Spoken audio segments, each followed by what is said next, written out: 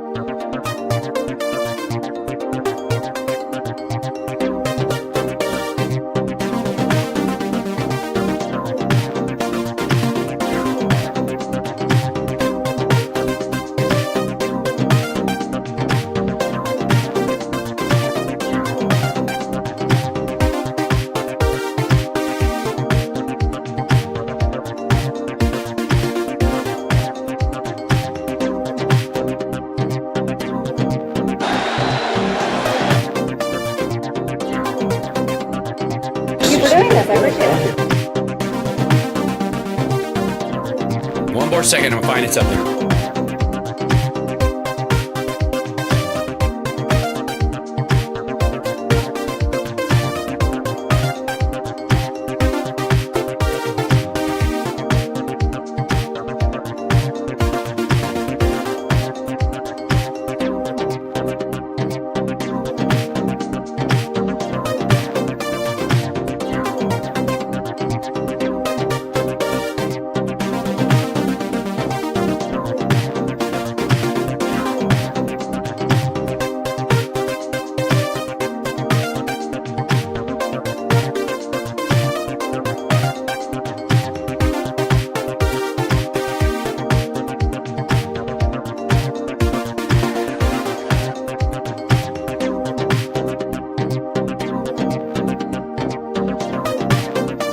Badges.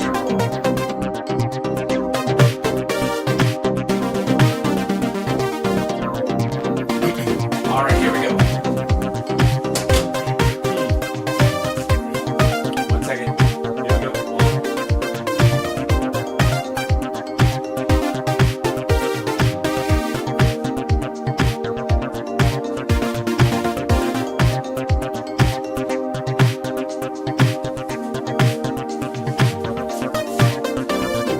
Let's go. There we are. Hi, everybody. Welcome to the show. Hello, here. Mic's on. Excellent. Instagram is fine. I'm in my studio. I'm basically awake. I've been essentially asleep since we last spoke. I say essentially because cats are not effing around. The cats just know that either if you're sleeping right now, it means because you're hunting later, and if they're sleeping later, they're hunting right now. So there's a lot of that going on. And but I managed to squeeze in not a full 40 winks, but about 8. Yeah. And that'll do for now. That'll keep me afloat until I can have a solid night's sleep tonight. Tomorrow will kind of be a full day of programming. Because I can't do a show Friday, I think I'm going to have to just do a big, long marathon up in the early afternoon or morning, like late morning, till I get to my family FaceTime, take a break, do that, and then come back. I think that might be how we do, just because there's just way too much shit to capture and get caught up on, and the chat knows this, and I know the chat. Hi, chat. Share, like, etc., etc. Thank you to, I think we got even a new Patreon this morning during the morning show, which was just lovely.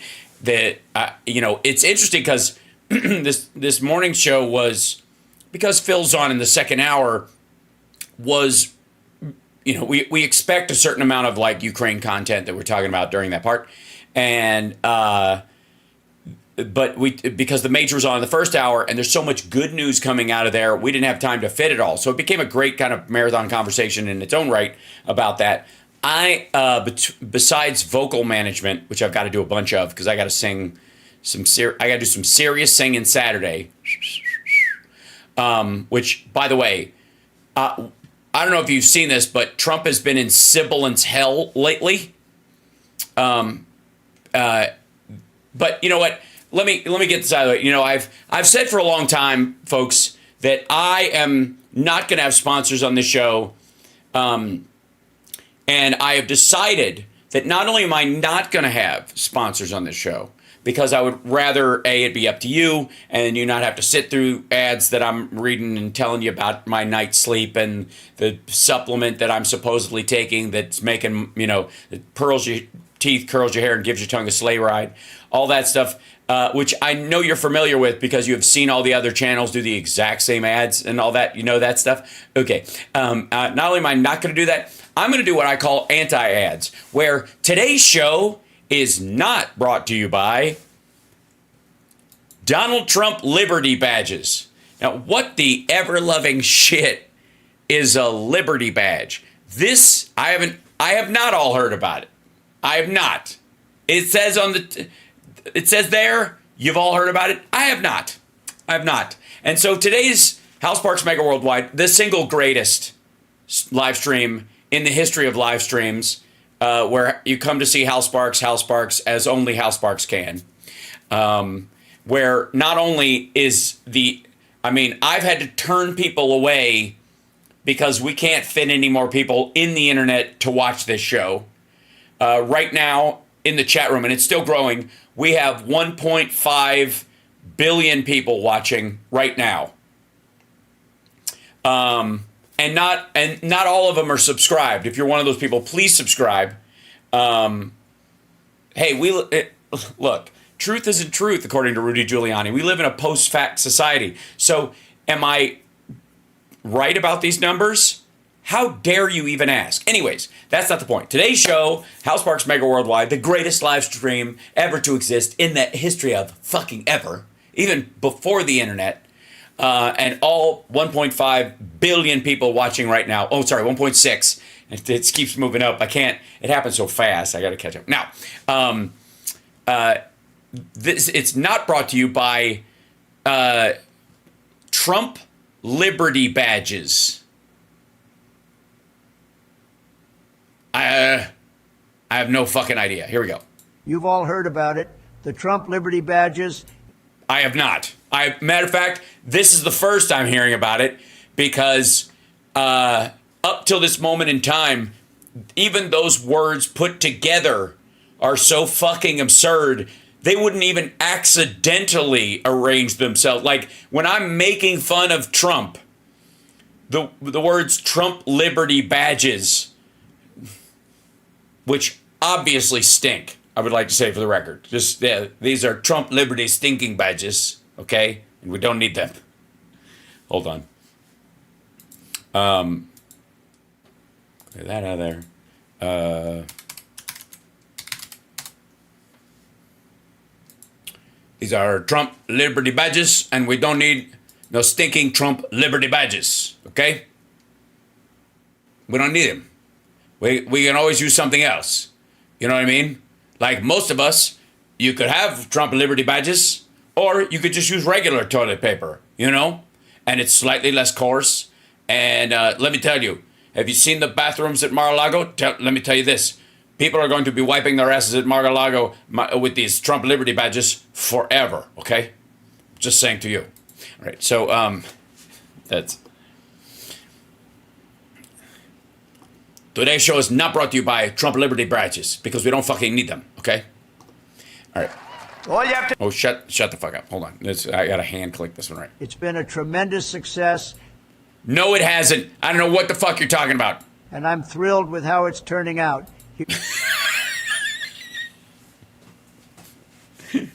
You look thrilled.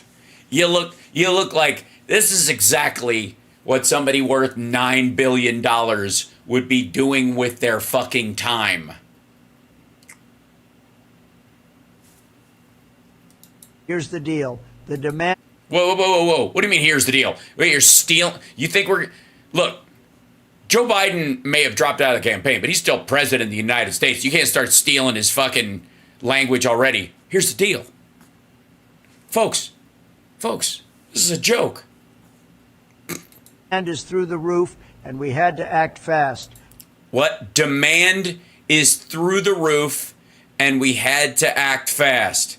Yeah, so pardon us that this video looks cheap and weak and stupid and slobbery and sweaty, and there's a... And I probably should have done this. Yeah, there you go. And there should be a giant nut warning on it. But, you know, we didn't have time because the demand was so huge. Do you need any more any more confirmation that Trump is not anywhere near as rich as he says he is? Anywhere in the fucking ballpark? Anybody? Okay. Here we go. This is clear out. Roof, and we had to act fast. For those who will secure at least 10 badges, you will got 10 more for free. What? If you get 10 badges, you will got 10 more for free? How am I able to got 10 more for free? Telling me how we are got. If you got, let me see. Does the math hold up? I don't know. Secure at least 10 badges, you will got 10 more for free. Okay, I thought it was too good to be true. I was like, and I know what you're thinking. Hal, he's 16 seconds into this. Why wouldn't he just roll back and do it again? We didn't have time. The demand is too high. And people want 10 and they want to got 10 more.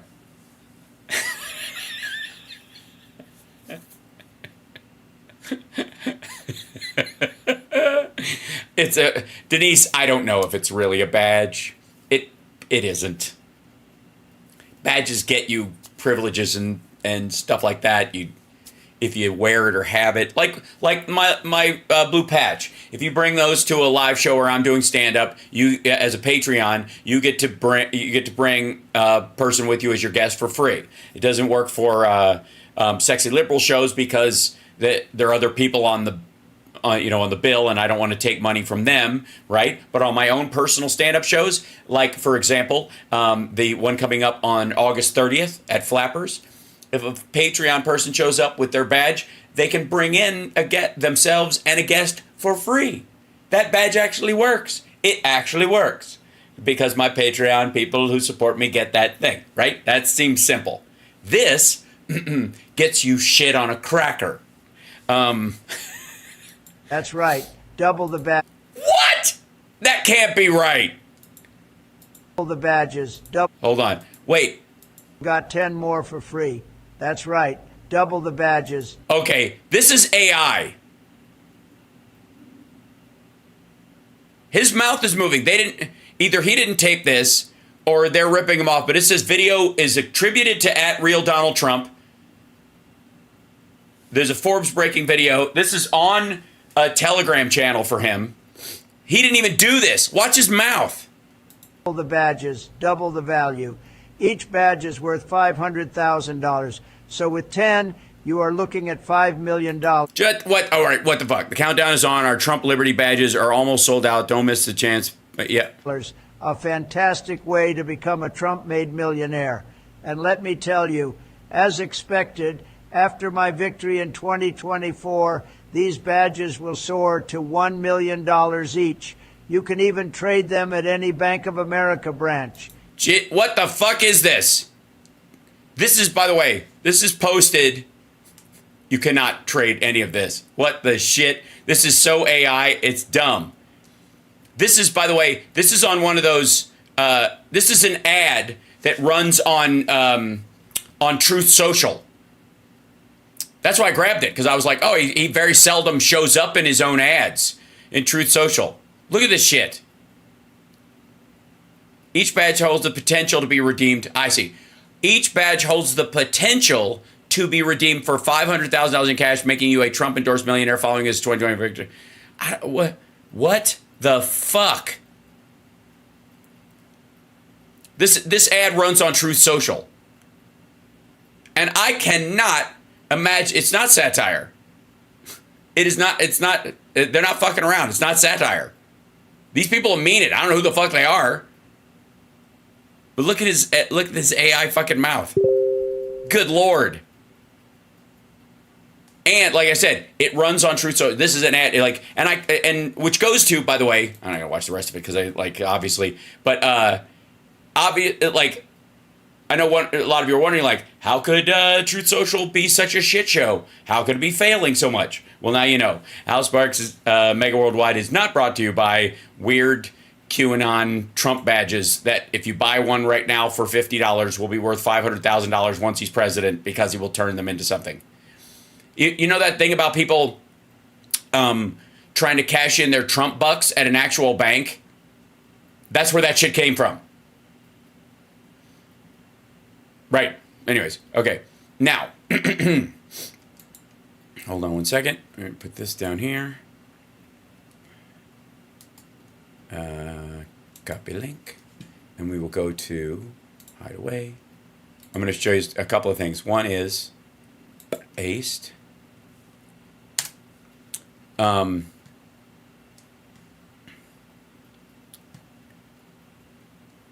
see. Gotcha. So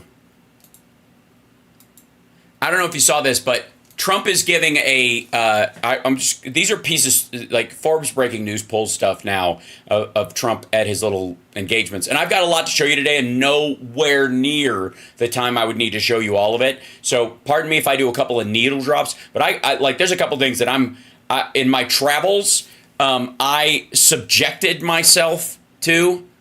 While I was driving, I had an 8-hour drive yesterday round in a circle because I drove 4 hours to LA and 4 hours back in the same 16-hour or 24-hour period. So 32-hour period, but still. Anyways, let's see. There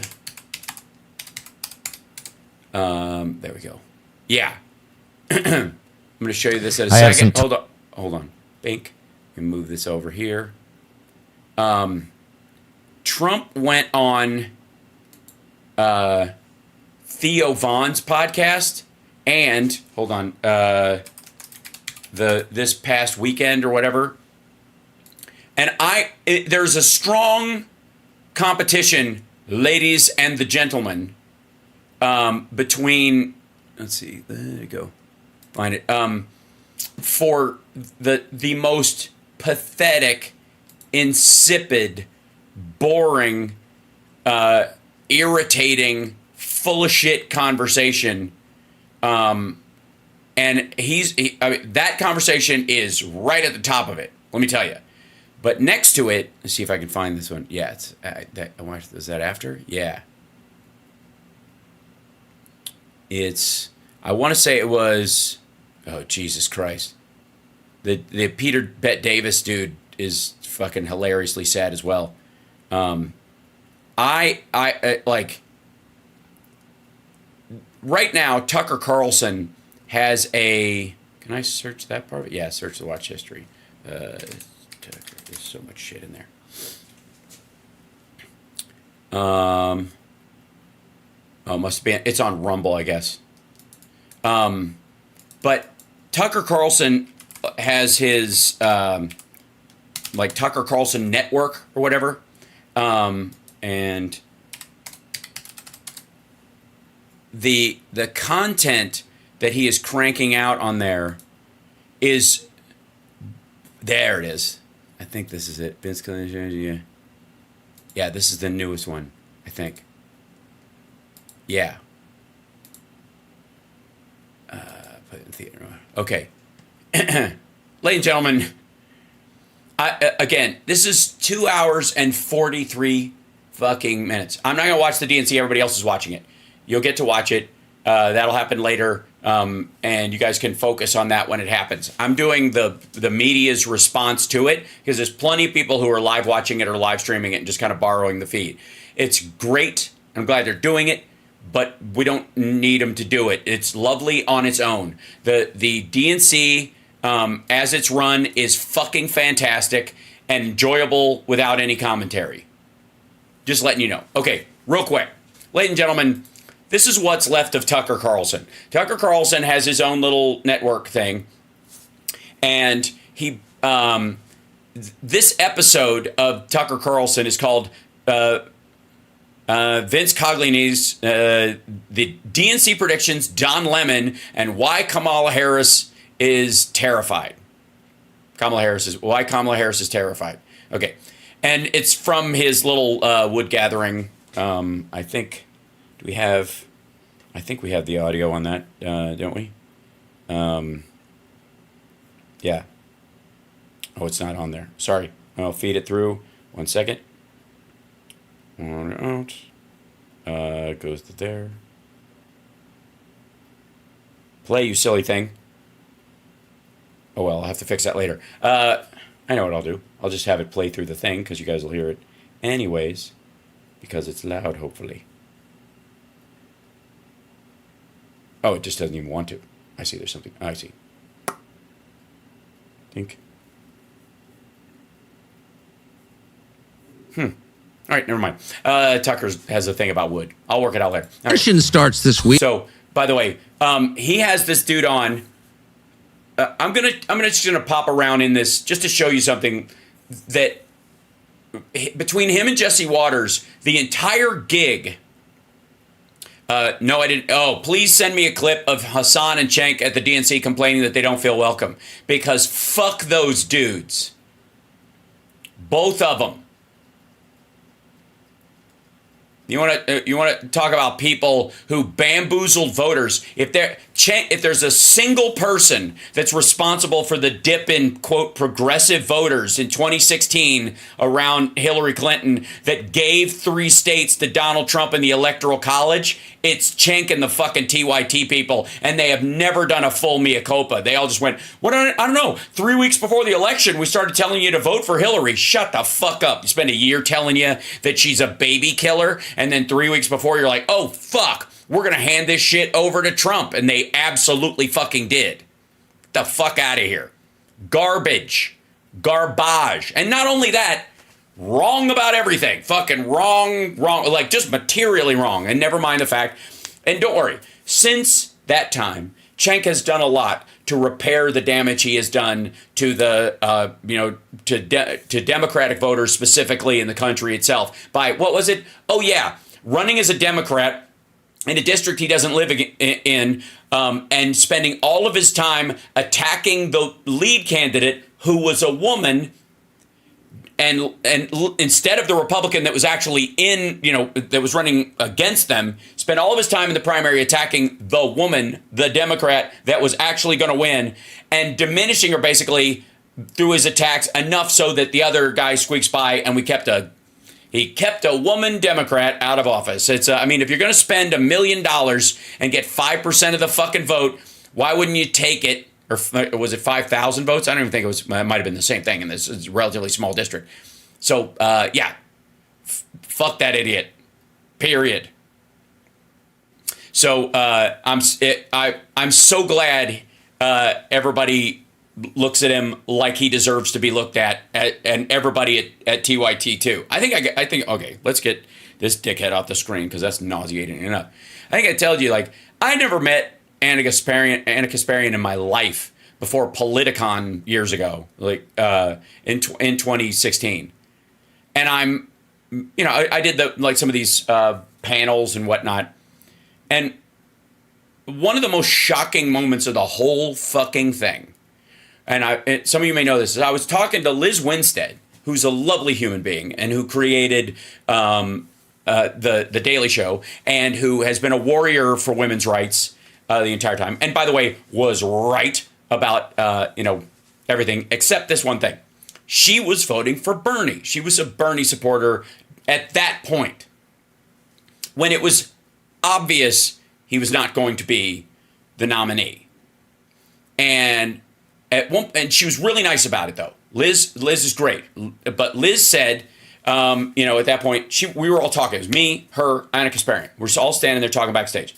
And she assumed, but she goes, of course, we're all Bernie supporters, to me and Anna, and including herself in that conversation. And I said, well, actually, I'm voting for Hillary. And Liz went, oh, okay, I'm sorry, I just assumed. Totally nice about it. No animosity, just recognized she'd assumed that about me. And the irony was, two women, one guy, I'm voting for the woman, they're voting for the old white guy. But that's, if you want to talk about in the vernacular of that time, all right? And it was totally cool, you know what I mean? There needed be no animosity because I think it's a matter of tactic who you're supporting at that point, as opposed to, who can get shit done, not the worth of it.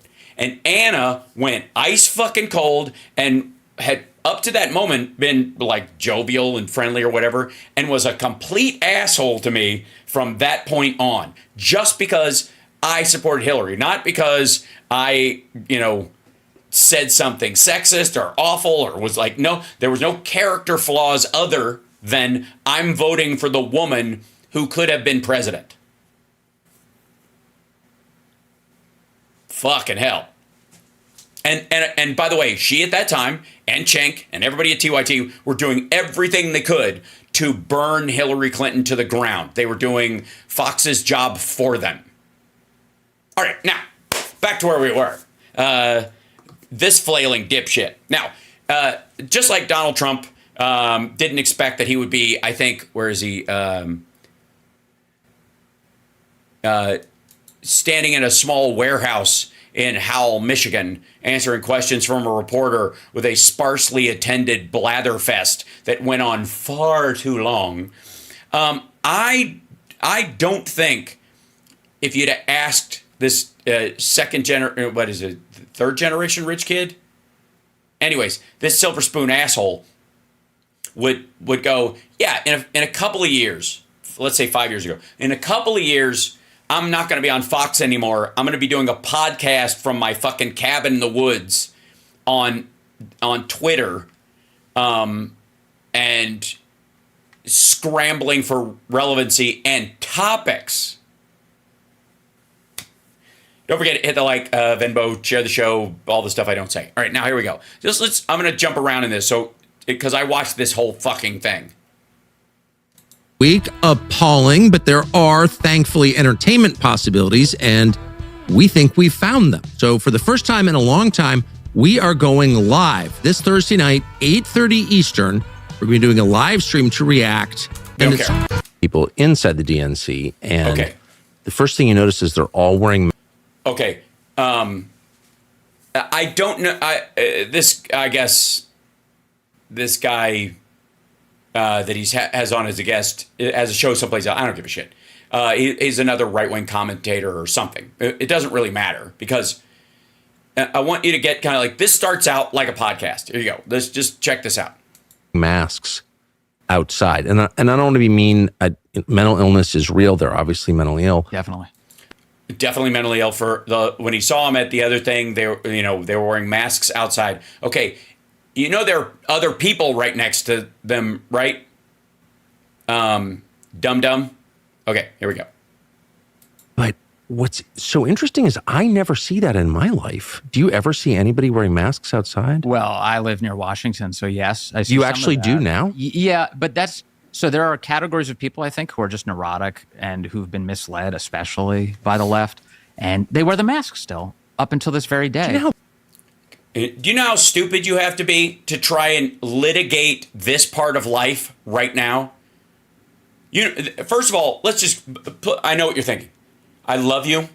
I love you, my viewers. You are so trying to crowbar logic, reason, and God forbid, empathy into this conversation and go, maybe the few that you see are currently sick, have an immunodeficiency, are taking medications that lower their immune response. So during the time they're taking the medication, they have to wear a mask for a myriad of other things, not just fucking COVID, but just to try and avoid the flu or any kind of respiratory things, like a myriad of fucking things, right? Obviously. And by the way, if you ever go to China, there's literally thousands of people you will see wearing masks every single day, all the time, because culturally that's what they do. So obviously he thinks they're all mentally ill. That's a conversation for another time. This is the launch of this 3-hour blatherfest. Is these two assholes complaining that they sometimes see people still wearing masks, and those people must be mentally ill based on nothing. How bad that is for your health? It's awful. It's awful. It's also I'd rather smoke cigarettes any day. I actually think the cost I'd rather smoke cigarettes any day. to socialization is even worse. It's like your health is awful, but like what does that say about you and how isolated you are from the rest of society? Yes. Nothing. You have no fucking idea. What does it say about you that you see somebody wearing a mask and you go, that person can't possibly have friends? Seriously. You know what's really bad for your socialization? Do you have any idea? Dying of an infectious disease because you have a diminished immune system for any myriad of reasons. Again, from disease itself to medication you might be on that has that impact on your system, and dying from that unnecessarily because you're worried about the judgment of these two fuckwads. That would wreak havoc on your social life. Being fucking dead or bedridden. That can't be good for your head. And the truth is, I don't think it's for like a lot of these people. I don't really think in the end it's really about the health. They maybe soothe themselves by saying that. Right. Fundamentally, it's a political gesture. These are MAGA hats, basically. Masks are MAGA hats. And you know why they think that? Because that's how they think. This is the beginning of a fucking 3-hour conversation between these dickheads. Step 2. Let's jump ahead because I want to see if I can find this. And it never, the energy of this never rises above that. It's just two guys shooting the shit about. We're not doing anywhere near the 3 hours of it. I'm hopping around. I just want to show you a couple of things because, like I said, there is a lot of competition. The DNC is happening right now. Let me. It's important that you understand this. This was right before the day before they posted this, and I think they taped it the day before the DNC started. This is their counter programming. Do you know how fucking spectacular that is?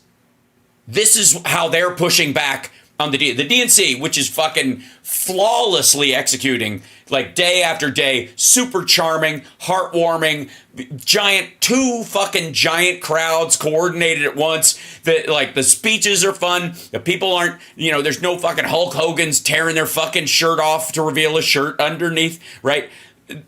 To counter program that, I don't know, the fucking people and their stupid masks. I don't even know. Wait, I know what you're thinking. How it's 3 hours long.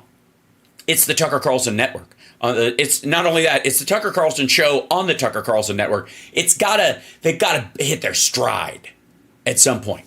And, the Lord of the earth is Satan. I mean, that's kind of right. And so it's just like, this is what it is. It's what it's. Yeah.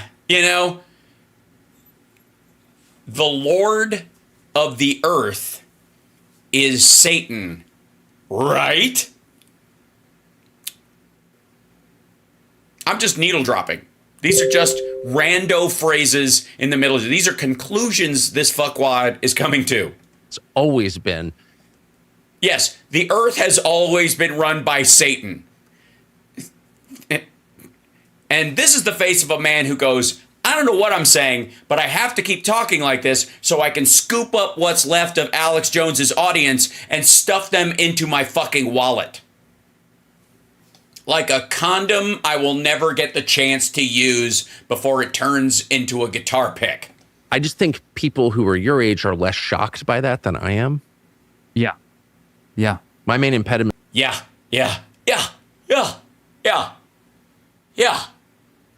First of all, his age? What the fuck do you think he is? A millennial? He's like 8 years younger than you. What do you mean your age? Is just being shocked. Like, I can't believe this is happening. Yeah, that's true. What? They're putting people in prison for praying at abortion clinics? Like, what? Yeah, they're not. They are not putting people in prison for praying at abortion clinics.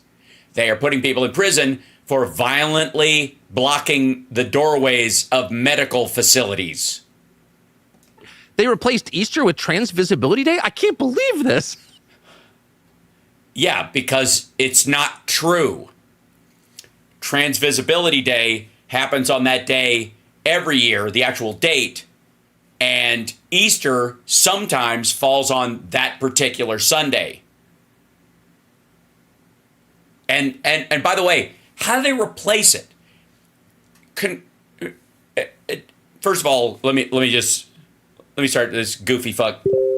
By the way, I know what you're thinking. Tucker Carlson has the laugh of a kid you meet at boarding school who will tell you he's not gay, but he's down for butt stuff if both of you are lonely enough. I get it. This is Easter is a pagan fertility holiday.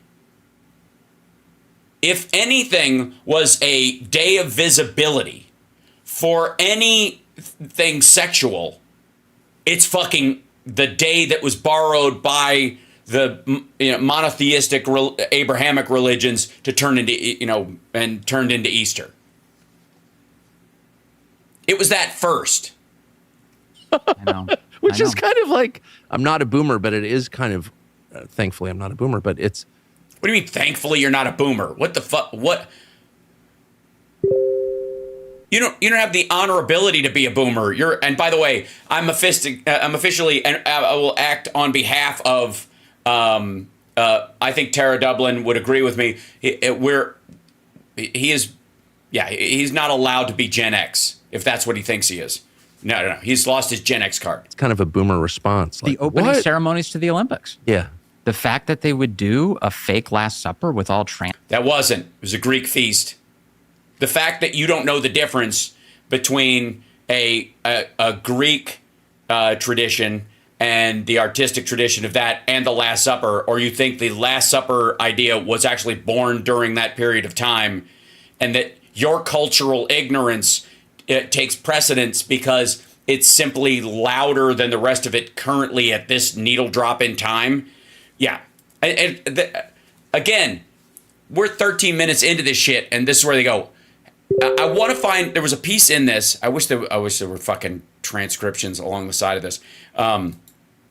But all it is these two assholes just back and forth going, what? You believe this shit? And you believe this shit? What about this shit? I don't even believe this shit. What do you believe this shit? And and then he does an ad, of course.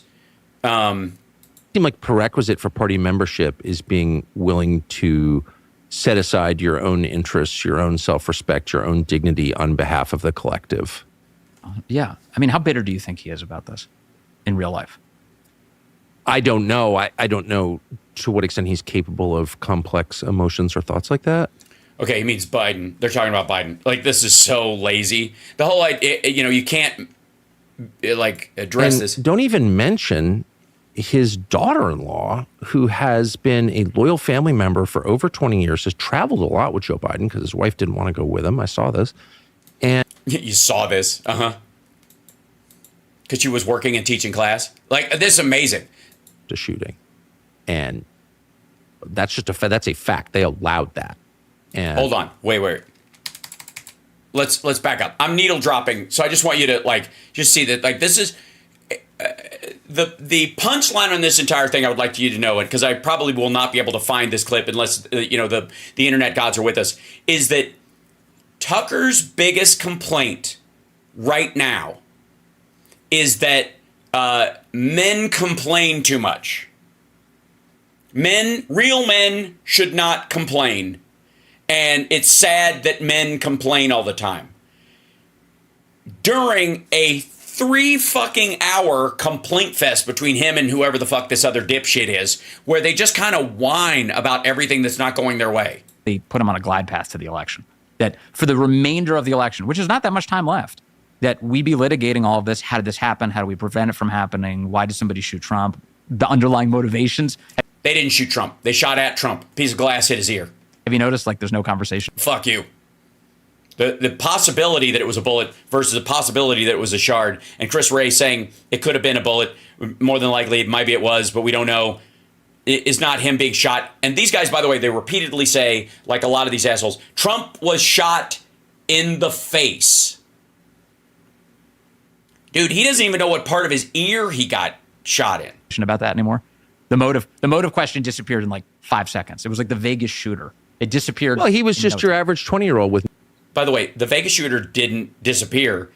It was literally difficult to find out why this guy went as nuts as he did and did what he did, because there was no track for it. He was fucking crazy. He didn't have a grudge except against the world. No social media profile whatsoever. No motive at all. No one helped him do it.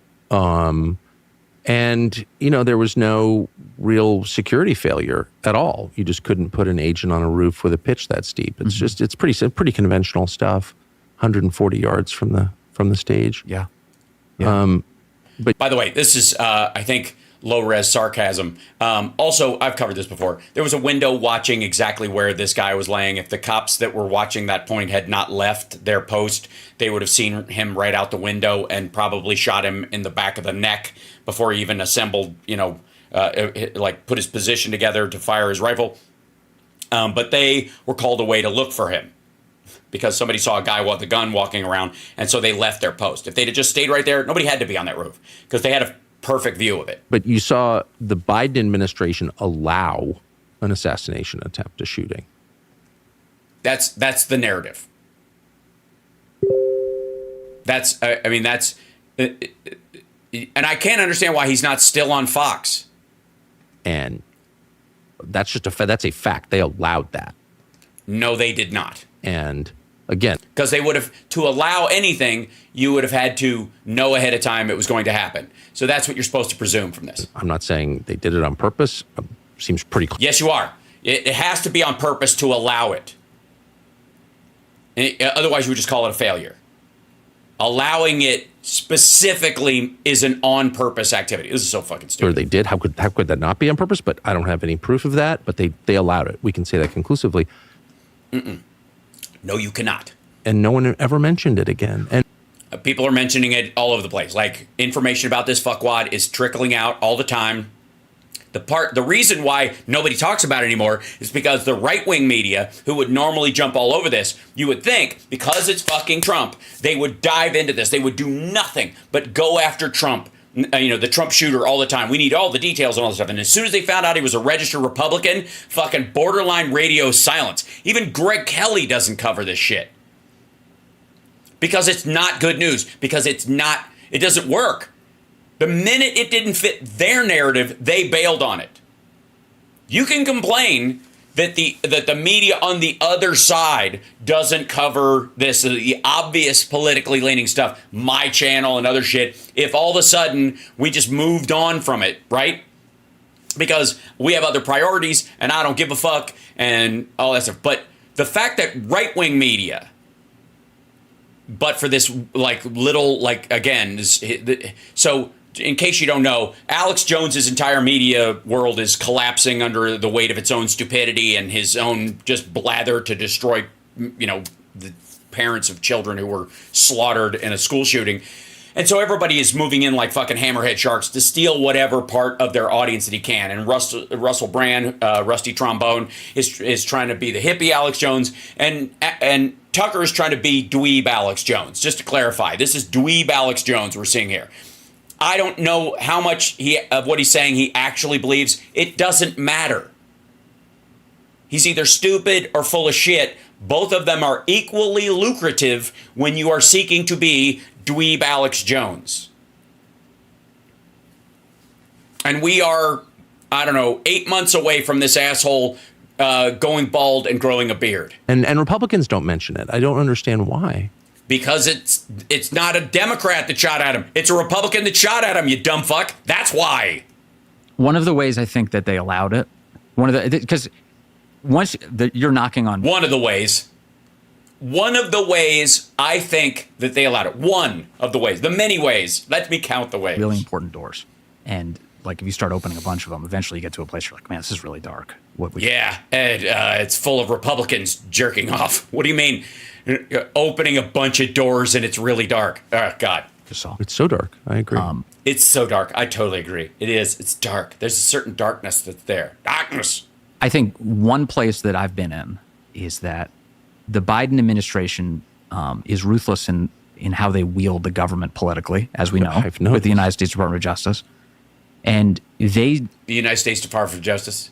Yeah, I had some questions about how they run the United States Department of Justice. Is that the Biden administration is ruthless in how they wield the government politically, as we know, with the United States Department of Justice. Department of Justice. And they resent the fact that Trump gets Secret Service protection at all.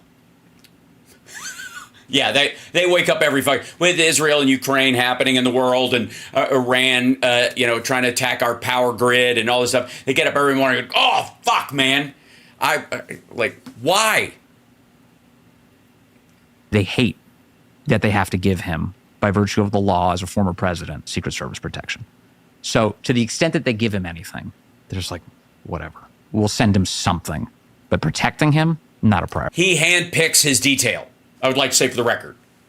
Trump does this all the time. He vetoes people on his detail all the fucking time. Just letting you know.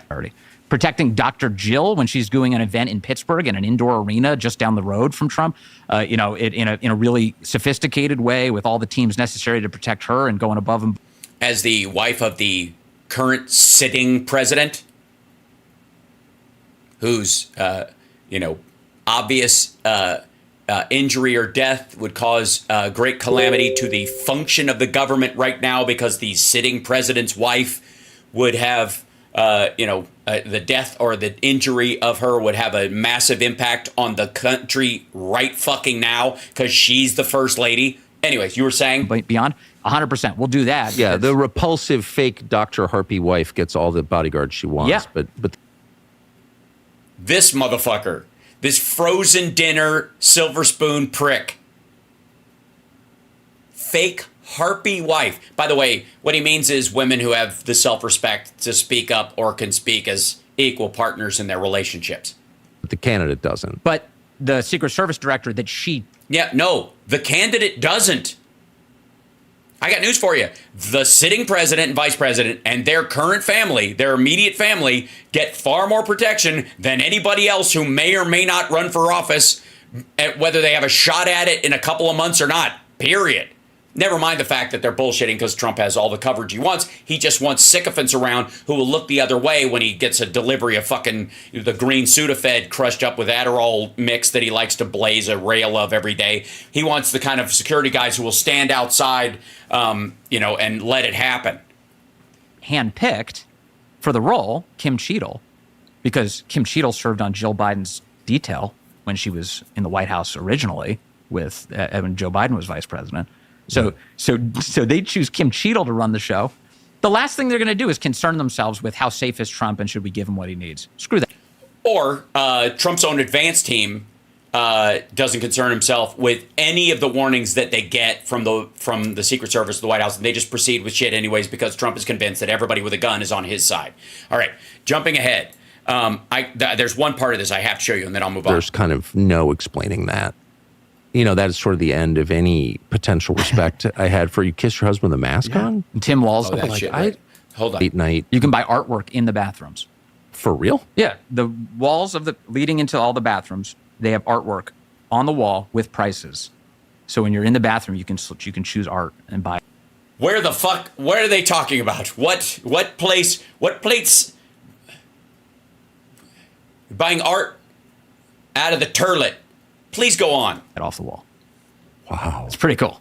Yeah. It's cool. It's cool. So you're like pissing and you're like, wow, that moves me. Don't you agree? Where are you going? It's a cool place. They make beef jerky and all the fudge you could possibly eat and all the bar.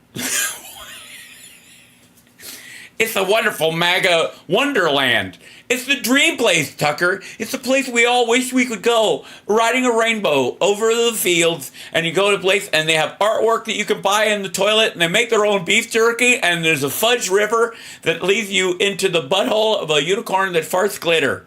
You could possibly tell me about it. I was in a Buc-ees. We were doing a book tour in like 2018, maybe. Okay, by the way, these are truck stops they're talking about, the Buc-ees truck stops. I hope this is, I'm going to find it because this is right around this conversation.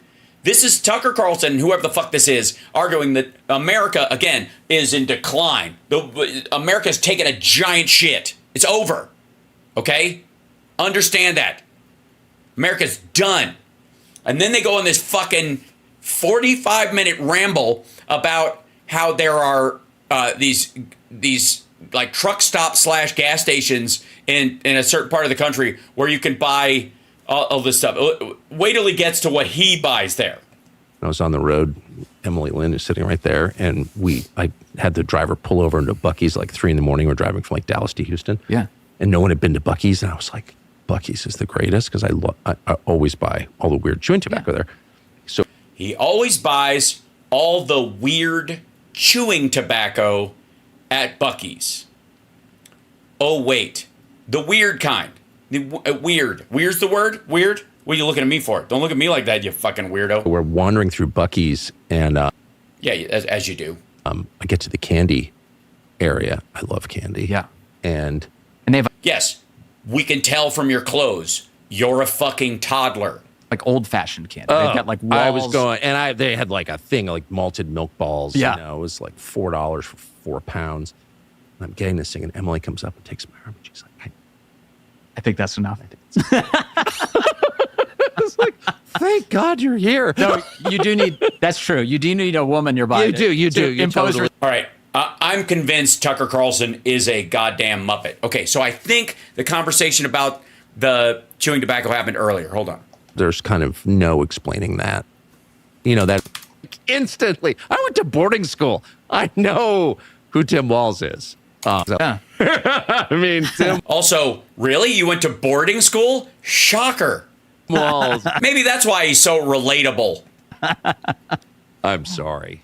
The other thing, too, is they can't figure out who he is. And apparently, I can't tell during this part of the conversation whether he's alluding to the idea that Walz is gay. Seems to be the underlying theme. It's so funny to live in a society where you have to like deny obvious things. I look at Tim Walz, I'm like, oh, I know exactly who you are. Like instantly. I went to boarding school. I know who Tim Walz is. Nobody knows what the fuck you're talking about, dummy. Big time. And Big time? I actually don't. I don't have zero actual evidence, but When has that ever stopped you? having spent 4 years in a New England boarding school in the 80s, like You know his type. Are you kidding? Oh yeah. Why? What the hell? So I had a couple doormasters like Tim Walz for sure. Well, he did start. Show up in your room late night drunk to talk about stuff. Yeah. You know, he's like, Wait a minute. Back the fuck up. There's the show. Tucker, you buried the lead. You've lost the thread. Back the fuck. Here's a whole show. Tucker Carlson's therapy sessions about what happened to him in fucking boarding school when his parents, who recognized he was an asshole, sent him away to school. And he was with other kids who were like, parents were like, well, you know, I just think I need a little more discipline and that kind of stuff. And they come here all the time and they visit me and stuff versus, what about you? No, they just fucking park me here and leave.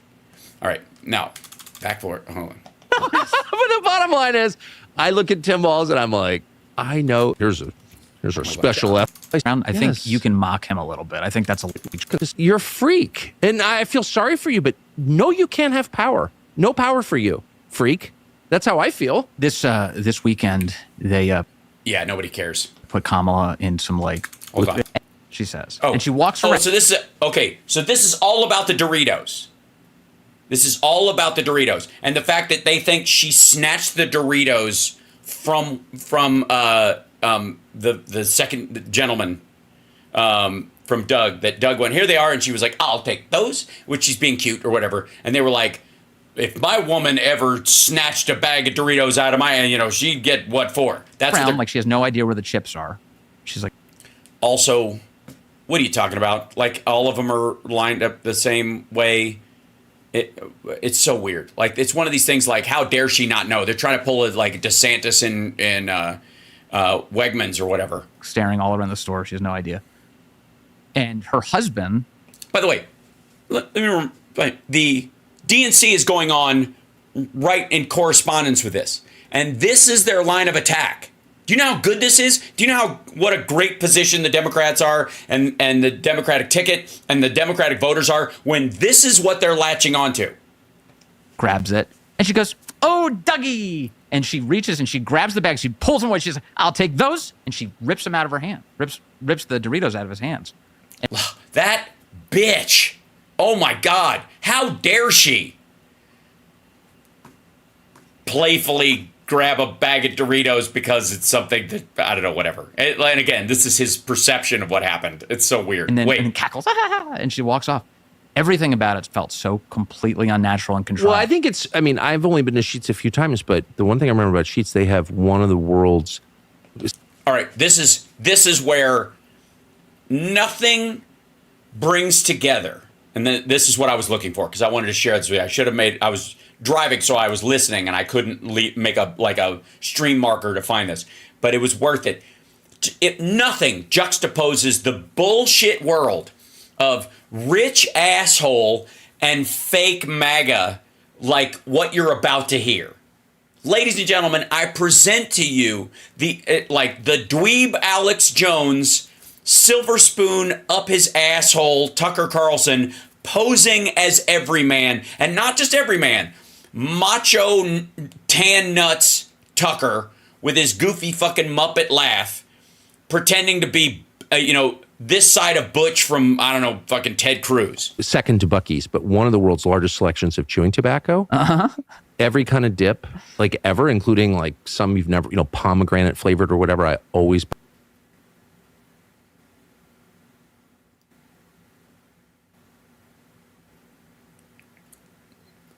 Did you hear that? Did you just...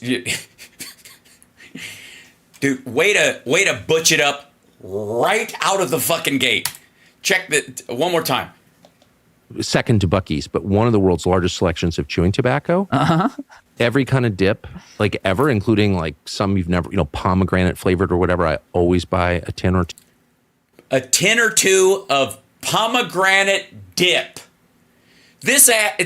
Jesus Christ, it's like he wants somebody to invent a time machine so he can go back in time to the mid-90s and have someone shove him into a locker because it's his fetish. Hey, Tuck, man, what kind of dip you using? Pomegranate. Wait, it gets worse. Two there. Uh-huh. Wait till he gets to kiwi. I don't know how you could pass by the extensive snuff selection to buy Doritos. Like that itself is disqualifying. Yeah. Yeah, you heard that right. So he thinks it's disqualifying that the former DA of San Francisco, the AG of California, the current sitting vice president of the United States, and the clear favorite to win the presidency, doesn't buy dip at a truck stop in the middle of a campaign and buy snack food like everybody the fuck else.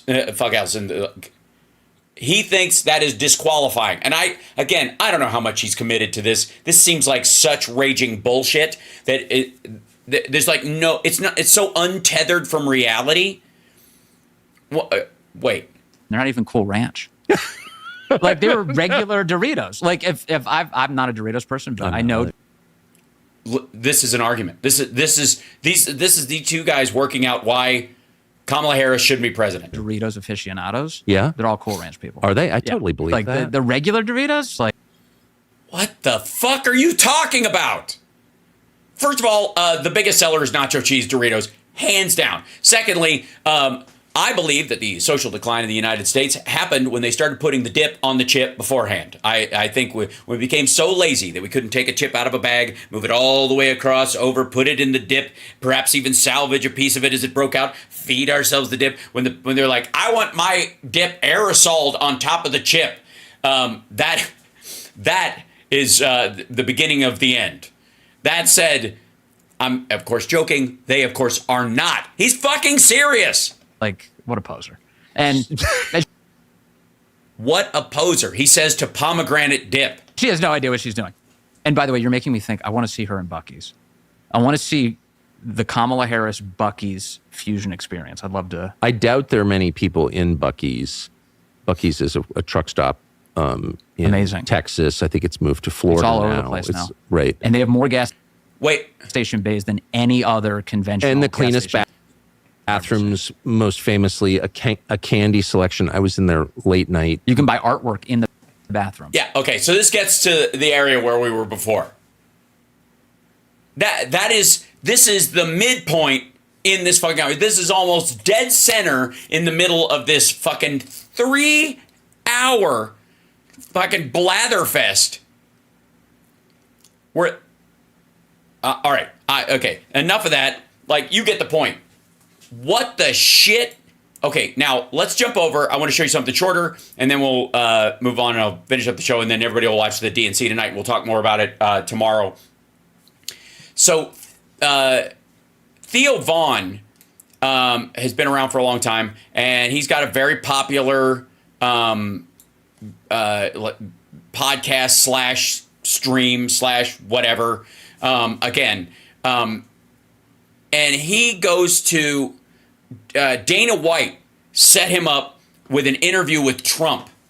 And I gotta say, like, at this point, Trump is so fucking confused about who he's talking to and who they are. And he's basically, whatever Don Jr. and Barron say they're watching online, that's who he wants. Like, this guy loves you, Dad. Like, that's who he's going to do an interview with. He's done dozens of them. It's fucking weird, right?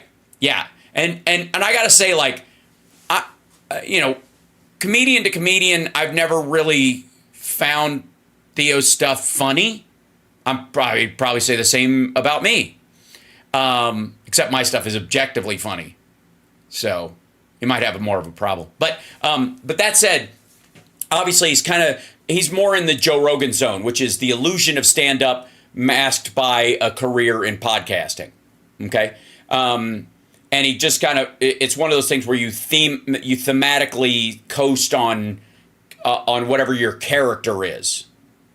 Okay? You create this character of, hey man, I'm just down home. And then you do, hey man, I'm just down home jokes forever.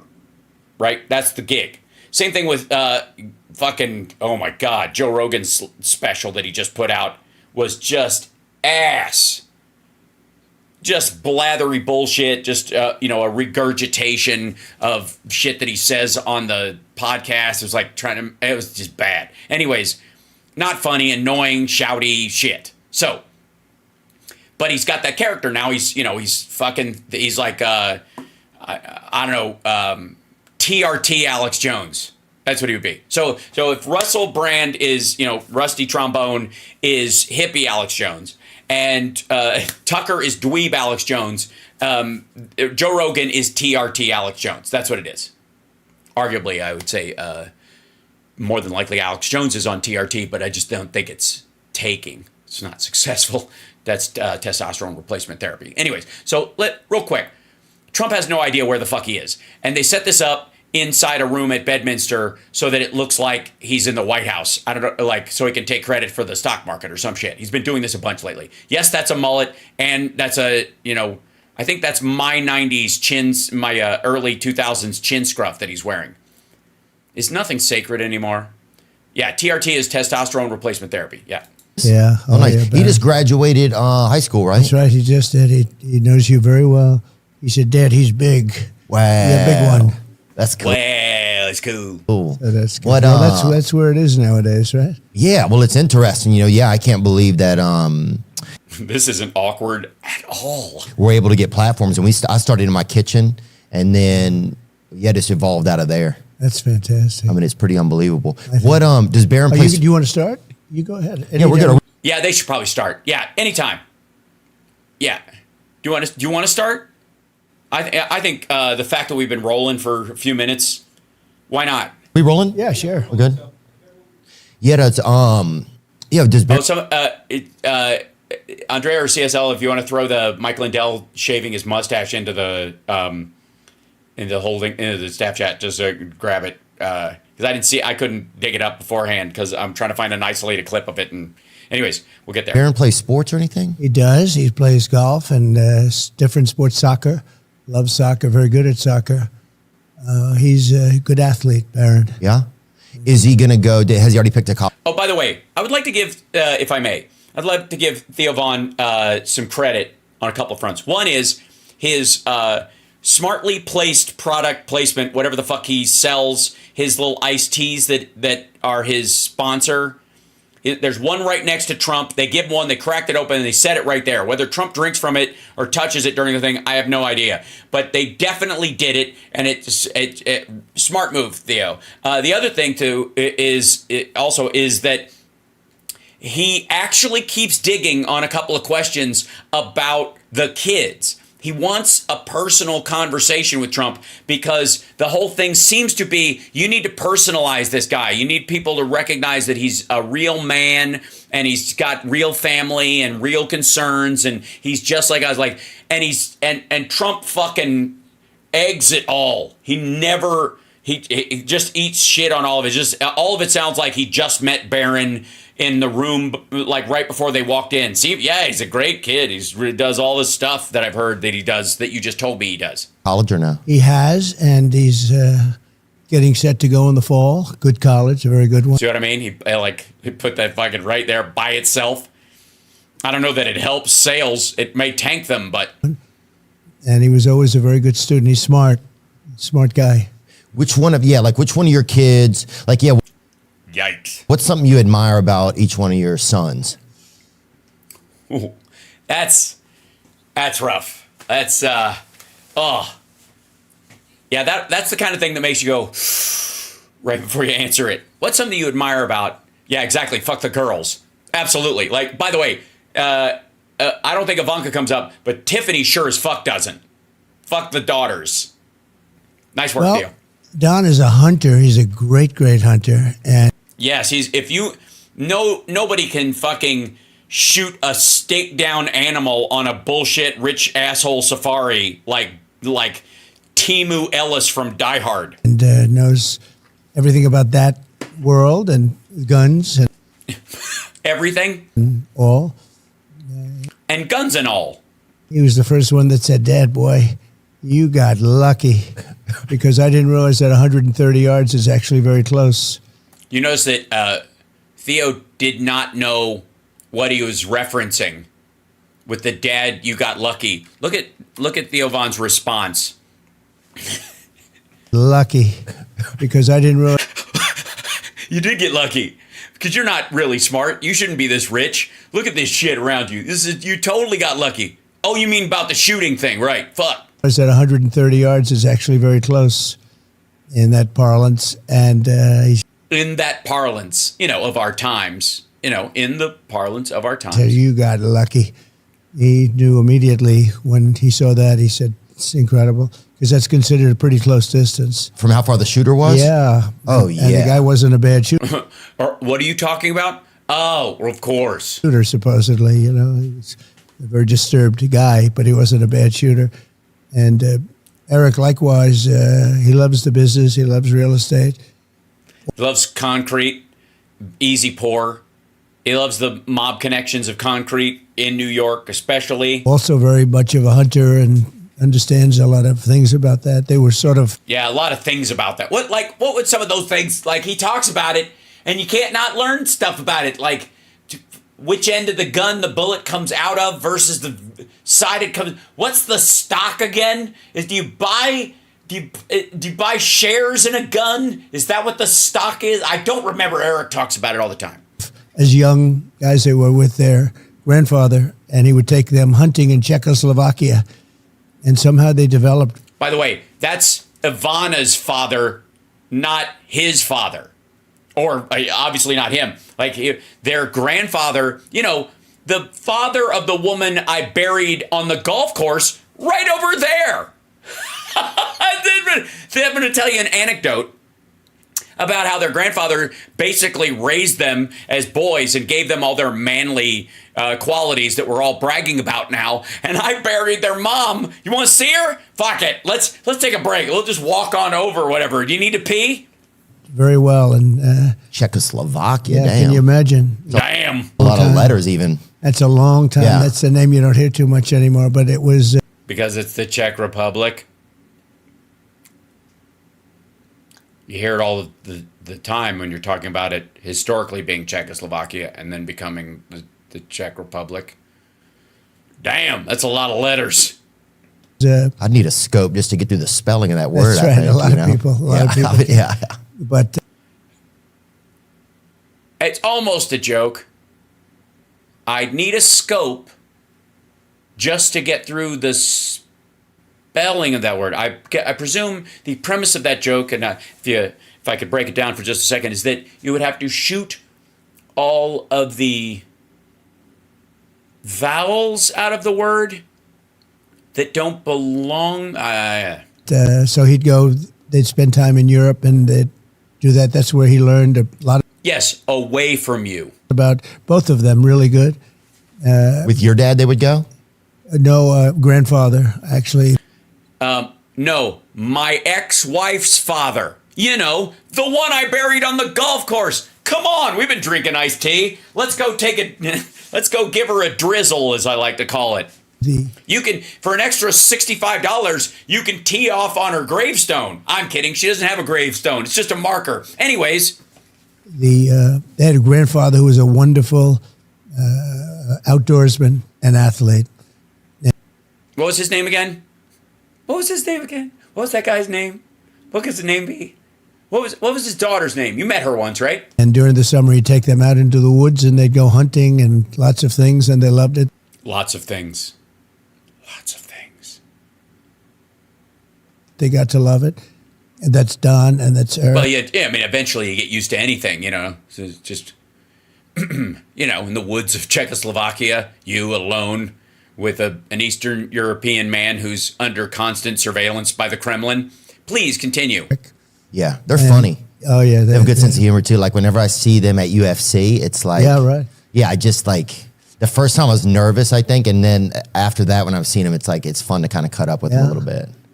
Yeah, they're just hilarious. These guys, they just, what you know, they really like to do is laugh at other people like their sisters. Well, they're good guys, and they really... Yeah, that's how a father usually talks about his sons. They get along great with the rest of the family. We all get along great. We have a good family. Oh, okay. Well, good. Check that off. Good family? Yeah. That was the point, right? Point of the interview?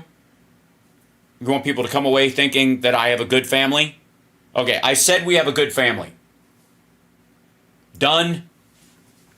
But I love you. I see. You talk about a great guy. How about Dana White? Yeah. Good job he does, right? Yeah, I want to thank Dana, too, for helping get us set up together. Yeah, God, fucking Theo can't even look him in the fucking eyes. Isn't that weird?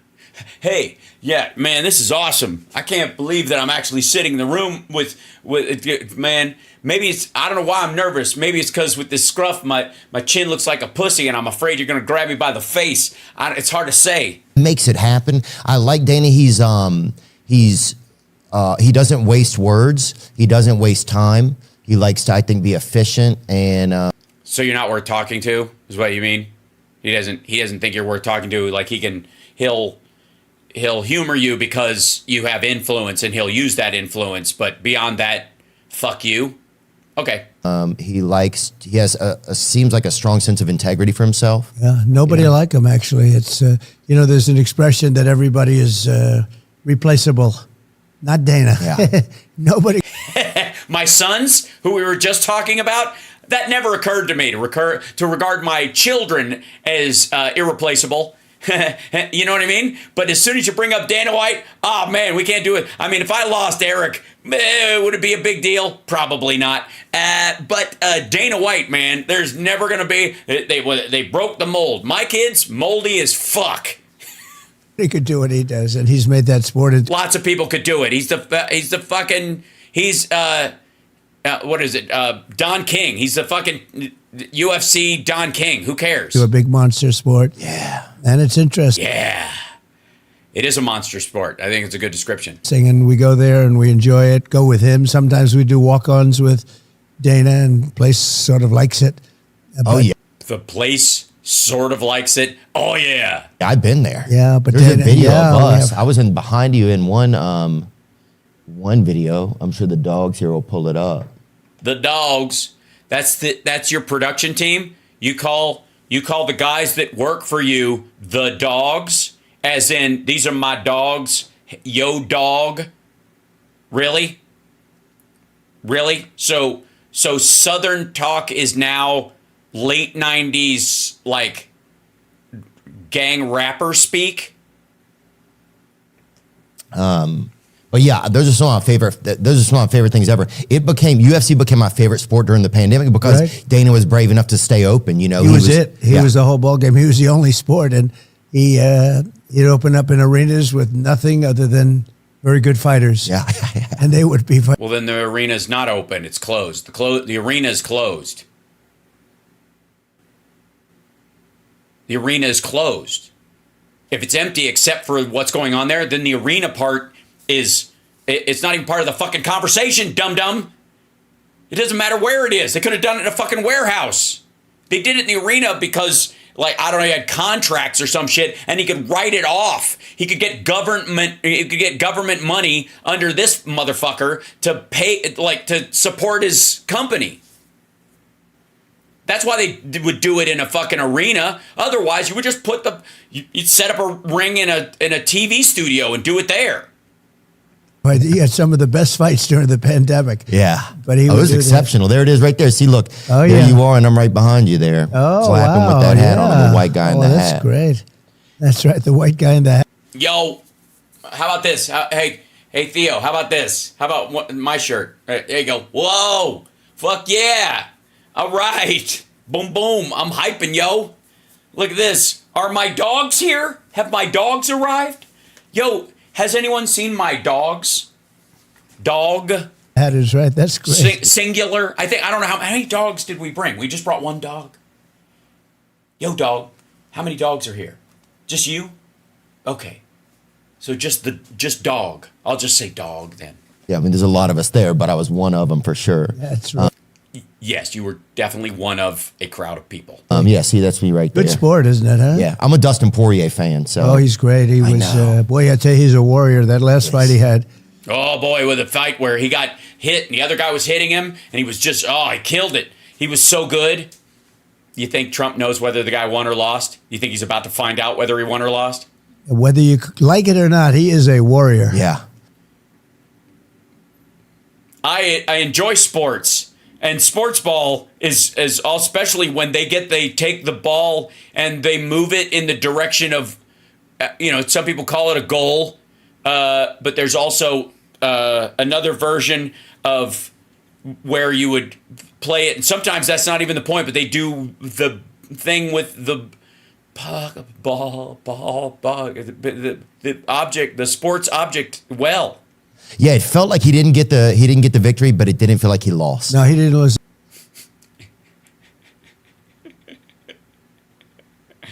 Where can I get a shirt like yours? I got this one at the DNC. I'm fairly certain it's on the DNC website. This was yeah. I got it when I was in New York, or in Chicago rather. That fight, he really how'd the fight go? Tell us the details. Excellent. Tell us all you know about it. I'm so excited because you love UFC. You go to these things all the time. You know Dana White personally, your best buds. So you probably sit around shooting the shit, and he's told you all the intricacies, and because you have the greatest memory and you know the best people and the best words, you probably just latched onto the details, and you could explain UFC to us in a way that we could never comprehend because you were there. Tell us about it. Tell us. He was fighting was tough. He was tough and didn't expect that same fight. But he oftentimes he makes people suffer. There's no question about it. No, he's a pro. He's a professional. Yeah, he's all heart. He's from Louisiana. That's where I'm from. As that fight went along, he just got stronger and stronger, and he was getting pounded. I don't know. I got to say, I feel like this is just kind of generic. I'm beginning to think you didn't even watch the last fight. I'm pretty sure if he asked you to repeat the name of the guy, I couldn't do it, but I don't give a fuck. If he asked you to repeat the name of the guy you're talking about, you couldn't do it. I'm getting that feeling. Is anybody else getting that feeling? Chat room, am I the only person who thinks that Trump is just violently bullshitting his way through this? Anyways, you were saying Dana White is irreplaceable, but your kids, like, oh, yeah, they're good guys. I think I met them once. They used to hang out with their grandfather in Czechoslovakia. Shit. And he was going to be choked out about 4 different times, and what are you talking about? he just wouldn't let it happen. No, you say hello to him. He's good. Yeah. He was gonna look. He's not even looking in his face because that didn't happen. That did not happen. He was gonna get choked out like 4 different times. What? I'll make sure to. He's a really great fighter. There and he is. cooks Thanksgiving dinner every year. Oh, wow. Yeah. Maybe I'll have to go sometime. Oh, yeah. I mean, he must do good food. He does, yeah. He must do good food. That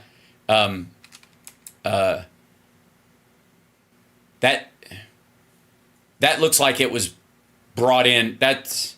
So does he cook in disposable tin trays and aluminum trays? Just, because of the flavor. You know what? You're right. Probably just because of the flavor.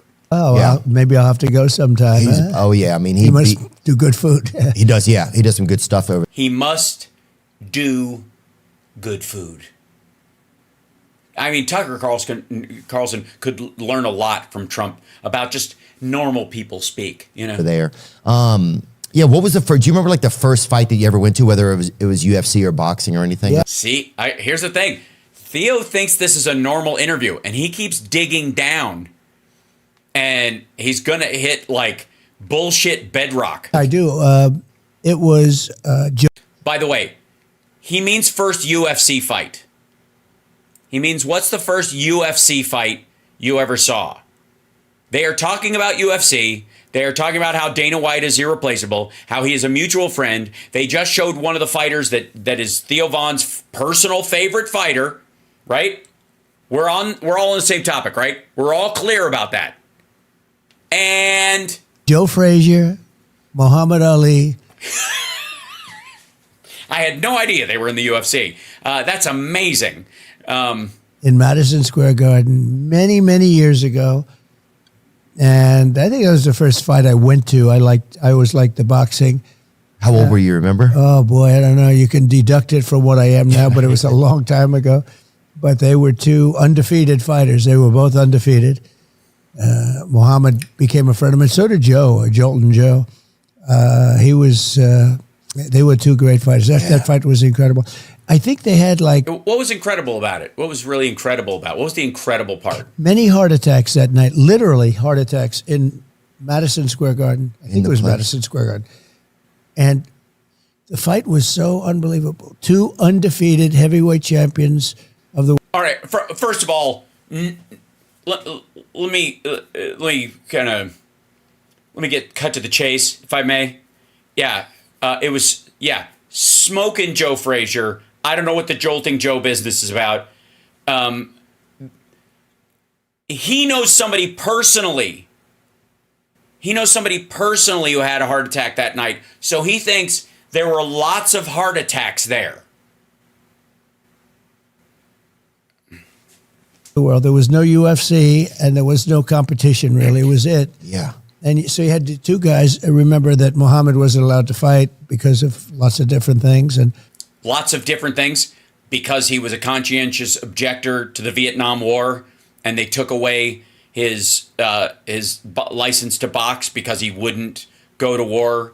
Because Carlin has the best encapsulated piece about this. Like, you know, he's got a weird job beating people up. The government didn't wanted him to kill people. He said, "I'm not going to kill people," and well, we won't let you beat people up. Right? That bit, amazing, and so well timed and smart. Really, Carlin at his most crucial, I would say. Trump doesn't even mention that.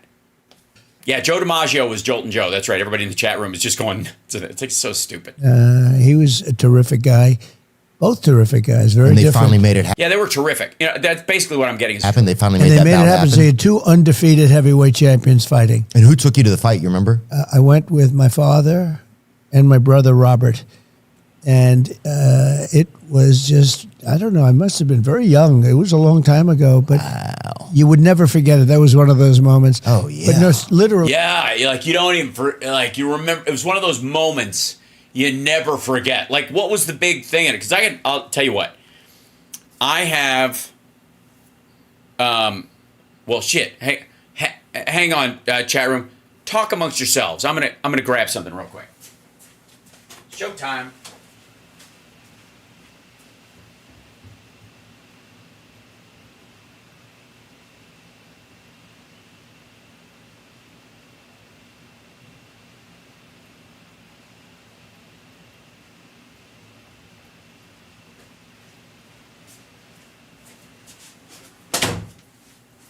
Okay, show and tell. Here's a picture of me and my dad. This is I'm the little guy. That's my dad, and yes, he's wearing it's hard to see in focus, but he's wearing basically like a shirt from the 1800s. Well, 1700s actually. This is an actual Polaroid from back then. Look at me, a little tow-headed blonde. Yeah, my hair was just starting to turn brown. So this was at a friend of my dad's house, and a guy we used to call the Heathine, guy named Mike, but he passed away, but he was, would have totally these days been a Trump supporter. It's that kind of dude, just fucking, they called him the Heathine for a reason. At one point he got drunk and was like chasing guys' wives around the camp. So they made him walk through the entire camp wearing a sign around his chest that said rapine on it, meaning a man who has a proclivity to being rapey, and so you'd shame him through the town. They made him walk through the whole camp wearing this sign, okay? Oh yeah, my dad's still around, but my dad is, yeah. Believe me, the 70s were very good to my dad, I have no doubt. So anyways, the point being is that we were at Mike Moreland's house, the Heathine, when this picture was taken. And he made squirrel's head soup. Okay? And he literally made this giant burgoo, basically this like whatever we got laying around stew. And then he had used squirrel meat, and then he took the heads, skinned them, and then boiled them, and then put them in there. So they basically like float around. And it was mainly just for looks. I mean, you could pop them open, you could eat the brains, I guess, if you wanted to, but you probably wouldn't, you know. Anyways, point is I very distinctly remember that particular burgoo. I particularly remember that moment, and I ate some of the stew because I was kind of proud of myself for like eating squirrel's head soup, right? As a kid. I remember that. That's one of those moments. You know what I mean? You know those moments when you have moments where it's really memorable, right? And there's stuff in this picture that I walk by every day that's just part of and parcel to what actually occurred. Okay, your dad taking you with your brother at a young age to go to the fucking first fight of Muhammad Ali coming back from being, not allowed to box because of his conscientious objector status, with smoking Joe Frazier, right? Those two things combined would kind of create, at least if you really dug deep, a memory or two about that. They had popcorn. I remember being young and I was like, I went off on myself and I met so-and-so at this thing, whatever those things are, right? Because it's kind of huge. But it's clear that Theo Von does not understand, A, his dogs don't know how to frame this fucking shot because they want to get this in, that you would frame it here to here like this general idea, right? Even if you want to keep the T in, here to here, that's all you need. But for whatever reason, it's this big, wide fucking shot, like they're going to get up and leg wrestle. There were like many heart attacks in the arena. If people having too much This is what he remembers. There were many heart attacks in that arena. fun, or what do No, you they think were it was just drugs? having heart attacks because it was such a crazy event. Oh, yeah. It was so, the people were just, I know a friend of mine, the father, he had a bad heart attack. Literally, they took him out. They were taking people out. It's an early It was, KO. and I don't hear that anymore. I mean, there were other exciting sporting events. I don't think there's ever been, I don't know, I guess there has, but you would think. Yeah, there's got to be other exciting sporting events where people were just falling over from heart attacks. This is nonsense, by the way. This is absolute garbage. Think about this for a second. What the fuck is he talking about? Yeah, people had massive heart attacks? Yeah, because his friend's dad had a heart attack. That's this world. Like, he didn't see, oh, God. Joe Frazier, Muhammad Ali, their first fight. But it was a very exciting time. Well, yeah, and just people being, I guess, sometimes our systems aren't ready to handle the amount of excitement that's going on, Yeah, that's probably what happened. Like, I think, maybe people just couldn't even handle so much joy. You think it was that. That's what it is. These are joy heart attacks. It wasn't because they had fucking bet their entire life savings on it and were worried at different points they were losing. If they even had these heart attacks at all, it's probably just too much joy. Yeah. I mean, that's the thing right now at the DNC. It's heart attack central. It's just too much joy. And that's the way the Democrats are just attacking everyone, attacking America. People were just so excited. They had heart attacks. I mean, they just had, I guess they do it. No, they fucking did not. What are you talking about? Maybe Super Bowls or something. Oh, people have heart attacks eating a thick soup, So it's like, I'm not. People have heart attacks eating a thick soup.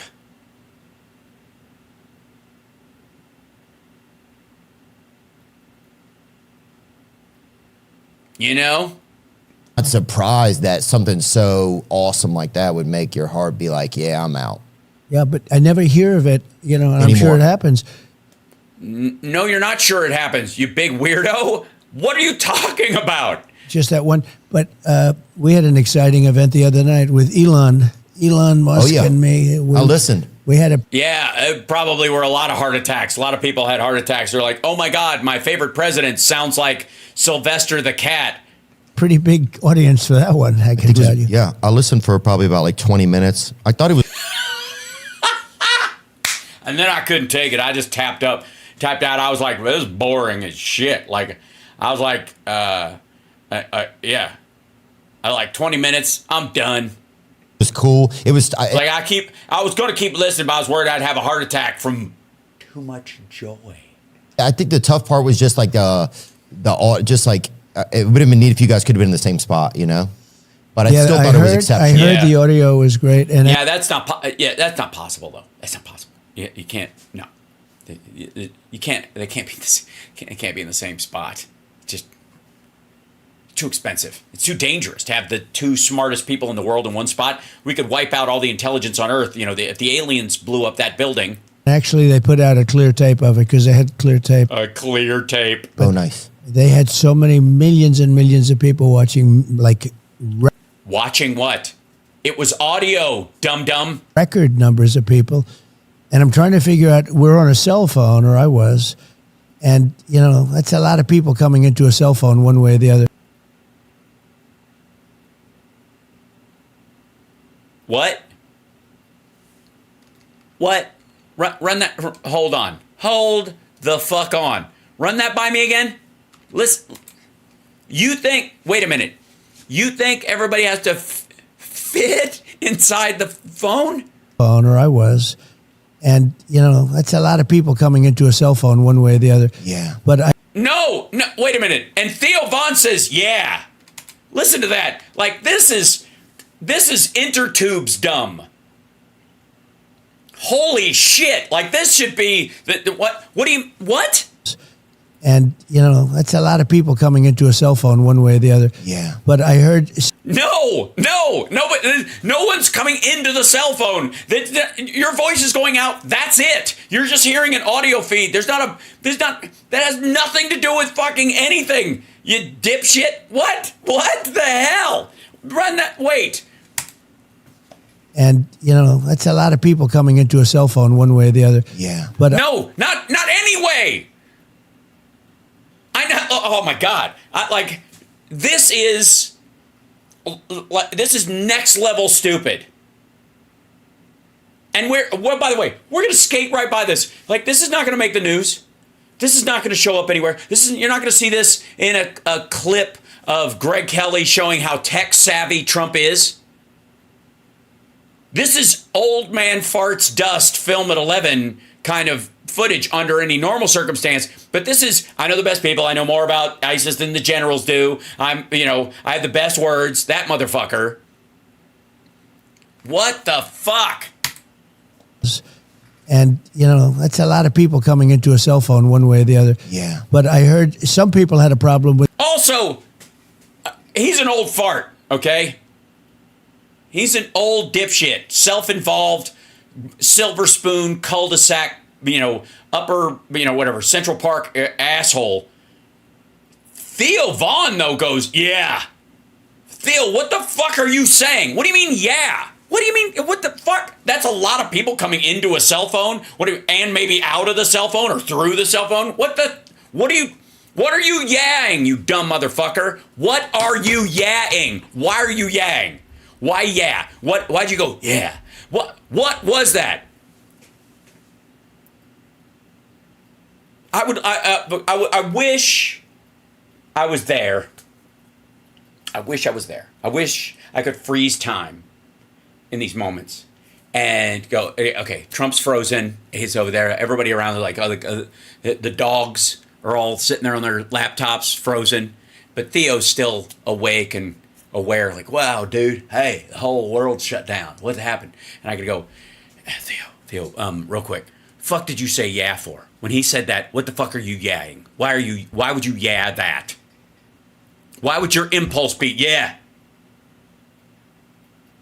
No, not yeah. That's what you jump in is, and you go, well, that's not, obviously it's not because they have to filter it through there. It's just because you had a lisp and they AI'd it to fix your voice because you sounded like an asshole. But you can't say that, so you just say yeah. If that's the reason, fucking go for it. What am I, and who am I to tell Theo Von? He's the one who's sitting 8 feet from this asshole and about 65 feet from where this asshole buried his kid's mom with no headstone. Like the televangelist version of Scott Peterson. With the audio. I don't know. I don't do that thing. That was done. And yeah, I don't know how that works. Talking into a phone. The guy said, Jesus Christ, if it wasn't for Morning Joe letting Trump on his cell phone, just like dialing in from bed in his goddamn silk pajamas, he wouldn't have been president. We had a great conversation. It was for 2 hours and 15 minutes. They just... Yeah, that's how you judge a good conversation, by length. Put out a clear tape of it, a perfect tape of it. Really? Is it reel to reel? 2-inch or quarter inch? I just need to know so I can put the right spindle on. I sure it wasn't a wax cylinder? But yeah, I think I sounded somebody. I'll have to go back and listen to it. He said, is Theo nervous? Yes, Theo is nervous. Why? I don't know. Other than the fact that I think he's more starstruck than nervous, which is really weird. You know what? I'll take it back. This might not be starstruck. This might be environmental starstruck, which is, I never thought I'd be sitting here. That happens a lot. So giving him Maybe he thinks the sun shines out of Trump's ass, but I think it's also about, holy shit, I'm interviewing a former president. Seems to be more where he's stuck. And therefore, that might be why he's saying, like, yeah, he's yes-anding the circumstance that the universe has delivered him to. Your voice was distorted or something. And you know, I guess it happens. It was distorted. That's right. I don't know what caused it. It could be that I saw a metal pole with frost on it right before the interview started, and I went, ooh, frost. This. And then I did the rest of the interview just like this. It could have been that. It could have been something else. I don't know. But I'm pretty sure it was one of those things. Look, it was such a big thing, such a big audience, but I would have loved to have seen the clear tape originally. They put it out right after the show, so now it's a clear tape where a perfect tape done Elon had AI fix his voice. there. Yeah. But when it goes through different phone systems and everything else, Different phones. Yeah, that's what it was. Probably, the AT&T operator, one of her cords was probably loose. You know, when she was connecting. KL425, Lincoln KL425 calling Ebenezer 172. 172 Ebenezer 172 code Lincoln KL425. You're connected now on your station-to-station trunk call. Speak up, because you might sound like you have a lisp, because one of my connecting cables is a little wiggly. you think if we were together, that doesn't happen then?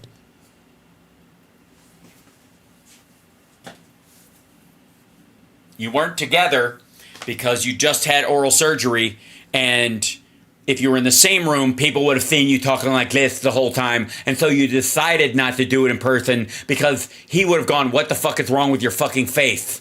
That's why you didn't do it together, shithead. Because I think his voice was more clear than Yeah, mine. maybe because he was the one who was like initiating the call. I'm not sure. Yeah. There is no form of audio interference that gives you a lisp or a lateral lisp or flap sibilance on the sides of your mouth. There's none. It doesn't exist. Yeah, I'm not sure about how all that works. Yeah, I know. Let me clear it up for you. It doesn't. It doesn't work. It will never work. It's bullshit. He had a lisp because he'd just gotten his teeth fixed, or some shit was going on, or he had a temporary bridge in because his teeth are fucking falling out, or whatever. It doesn't matter. The reason you can't make it work in your head is because it doesn't work. It's not possible. But yeah, I know that in post, a lot of times they can tighten things up and make Yeah, it better, yeah, you know? Yeah, they tightened it up. That's what they did. Good point. They fixed it in post. They tightened it up. It was much tighter, I would say.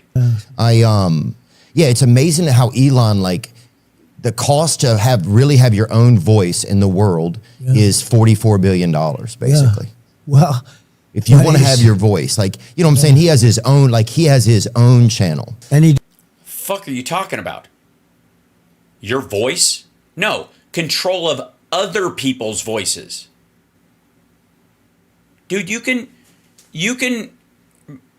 start a website that can be anywhere in the world, and you can say whatever the fuck you want as long as you're not inciting violence, and nobody can do anything about it.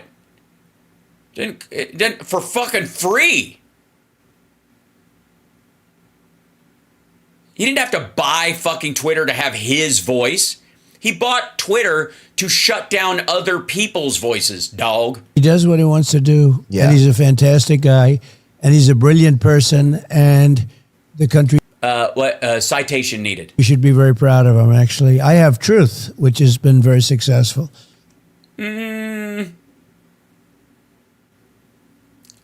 We'll put a pin in that for later. But let's just tell you what. Let's just establish a baseline. It isn't, and it's even less so than it might have been previous. Even it was at shit, and now it's not even the corn in the shit. Okay. True Social, you mean? True Social, yeah. No, it just means the concept of truth in a vague, abstract, Socratic sense. Truth Social, you mean?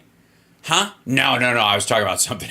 And that's been very successful in getting my voice out. Well, I needed a voice because, I was on Twitter and I was on Instagram. I was on all of it. And I was on Facebook. And when you added it up, I was told by Zuckerberg and others, it was like record-setting type of numbers. And Yeah, you're somewhere around Ashton Kutcher and some of the crypto dudes. And then one day I didn't have anything because they canceled. They canceled. Well, you did have to violently attack the Capitol. You broke the rules that the rest of us have to follow repeatedly, but you finally stepped over a line. There's such a collusion there, right? Yeah, it was. Yeah, it was. You're right. Yeah, Theo, it was just a collusion. They all colluded to all recognize he was violating the terms of service all at once after his people attacked and beat police officers, let's say, en masse. A pretty bad thing. And so I had nothing. So after about a month, I have a lot of things to say. And after about a month, I said, you know what I'm going to do? I'm going to just go out and put out an old public relations statement. You remember that? And although you're a little young to see it, but in the old days, you'd put out a statement. Yeah, in the old days, statements. Nobody does that anymore. I did, and it was just gobbled up. It was really gobbled up, and I opened Truth, and Truth has become terrific, actually, for me. Platform. I really want just as a platform. It's more important than anything else. Yeah, it's important that it's a platform. I just wanted to be able to say shit and have the illusion of my own social media network. It doesn't actually have to be successful for the investors because, come on. They're not investors. They're throwing me money outside of campaign finance laws. There's fucking, let's not, come on. It's not stock. Stop it. They're not losing money. They're gaining freedom. Carlson. Well, at least you have your voice then. You can say what you want to say. My voice back, yeah. Oh, yeah. In a way that just having a website and posting phrases that other people could read didn't. I had hundreds of millions of people. Even now, I haven't been too active on X, but I have. Because legally you can't. Have, I guess, 90 some odd million people on it, but I was much higher than that when I was. It's like actually all the people. I don't even know how many people there are. Yeah, That's amazing. Let me tell you, I was not holding out hope that this far into it. But I was much higher than that when I was. It's like actually all the people. Hold on. Too active on X, but I have, I guess, 90 some odd million people on it, but I was much higher than that when I. He said 90 some odd million people. He's clearly, to me, I think he might have started towards a B and then bailed on it early enough where he said million. So the person being dumber here is Theo Vaughn, who clearly, like many of you though, heard billion and reacted like a comedian does. I guess 90 some odd million people on it, but I was much. He said million. Clearly, Theo Vaughn heard billion and doesn't know how many. Now, granted, I can't talk exactly because I have somewhere in the order of 3.6 million people in my chat room right now. And that's only because the internet is full. Because you're watching Hal Sparks Megaworldwide, the greatest live stream in the history of live streams, where Hal Sparks can Hal Sparks in only the way that Hal Sparks can. And like, subscribe, give a thumbs up, support the show, etc., etc., etc. Did he say dick soup? Look at Trump after that. He said thick soup, but hashtag dick soup is probably something that, I don't know, maybe Dana White serves that at some of his crazier parties. Higher than that when He's the new Diddy, right? Was It's like all the people. I don't even know how many people there are. Yeah, it's been, but I love the. Is about 8.3 billion, 8.6, depending on, which numbers you're talking about. At the outside max is the idea. Yeah, definitely. Yes, I am the Democratic machine. I am the establishment. I am the deep state. Hello. The job he's done, and he's brought a certain voice back into play. Yeah. The previous people were. Oh, yeah, he totally has. You mean like white supremacists? Yeah. I mean, these guys used to just hang out on Stormfront all the time, and now they can get their Twitter handles back Terrible. and buy blue check marks. Terrible. Yeah. Every time you do a thing, you'd be red flagged. They'd put up a red flag. Every statement you made, you'd be red flagged. Yeah. Every single statement, anything you say, sky's blue, red flag. It's almost like, it's like, It's almost like, Theo, what's it almost like? when you have a babysitter and they don't want to have any fun or whatever. Yeah, right. That's kind Yeah, it's exactly like that. And like where you're like, I want to get a bunch of my friends together and beat some cops to death. And they're like, no, go to your room. And you're like, you're no fun anymore. of the vibe I got. When you, Yeah, that's the vibe. because I see you at the fights. I see you, sometimes you'll sit right by Dana. And sometimes I'll sit, like me, I'll go with like David Spade sometimes as a close friend of mine. Good. And, Great. That sounds like, I mean, that's fun. You know what I mean? That's like the kind of fun where neither of you is like socially awkward and both of you are, can like hug a friend and it's not odd and eye contact is not a problem. And both of you can make that, 3 a.m. phone call to the other and it's not, you won't go straight to voicemail. I'll see you coming with Kid Rock and and you don't drink at the fights. By the way, Kid Rock is he's terrific. He came to the convention. He knocked everybody out. He was fantastic. He's a great guy. He's just a great guy.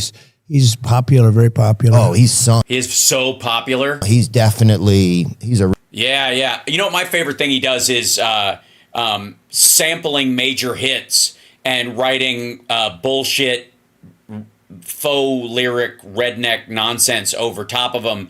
By the way, in the modern age, sampling is the stolen valor of music. Feel free to at me. real dirt serpent too, dude. He's a freaking legend. He's a real dirt serpent too, dude. He's a legend. You know? No, No, he doesn't know, dummy. He doesn't know what fucking dirt serpent means. Explain to the old fart who thinks people get trapped in his cell phone what a dirt serpent is. Legend. He is a legend, Yeah. I guess, in a true sense. Oh, 100%. Yeah, in a true sense, most of what you hear about him is bullshit. People love him, dude. Look at him. I went to his show. Yeah, look at him alone at the RNC in front of, was that when he was on Solid Gold? Not long ago somewhere, and people, I think some guy had a heart attack there too, but it was like funnel Well, I think that's a lot to do with just the age of his fans. cake related, I think, type of vibes.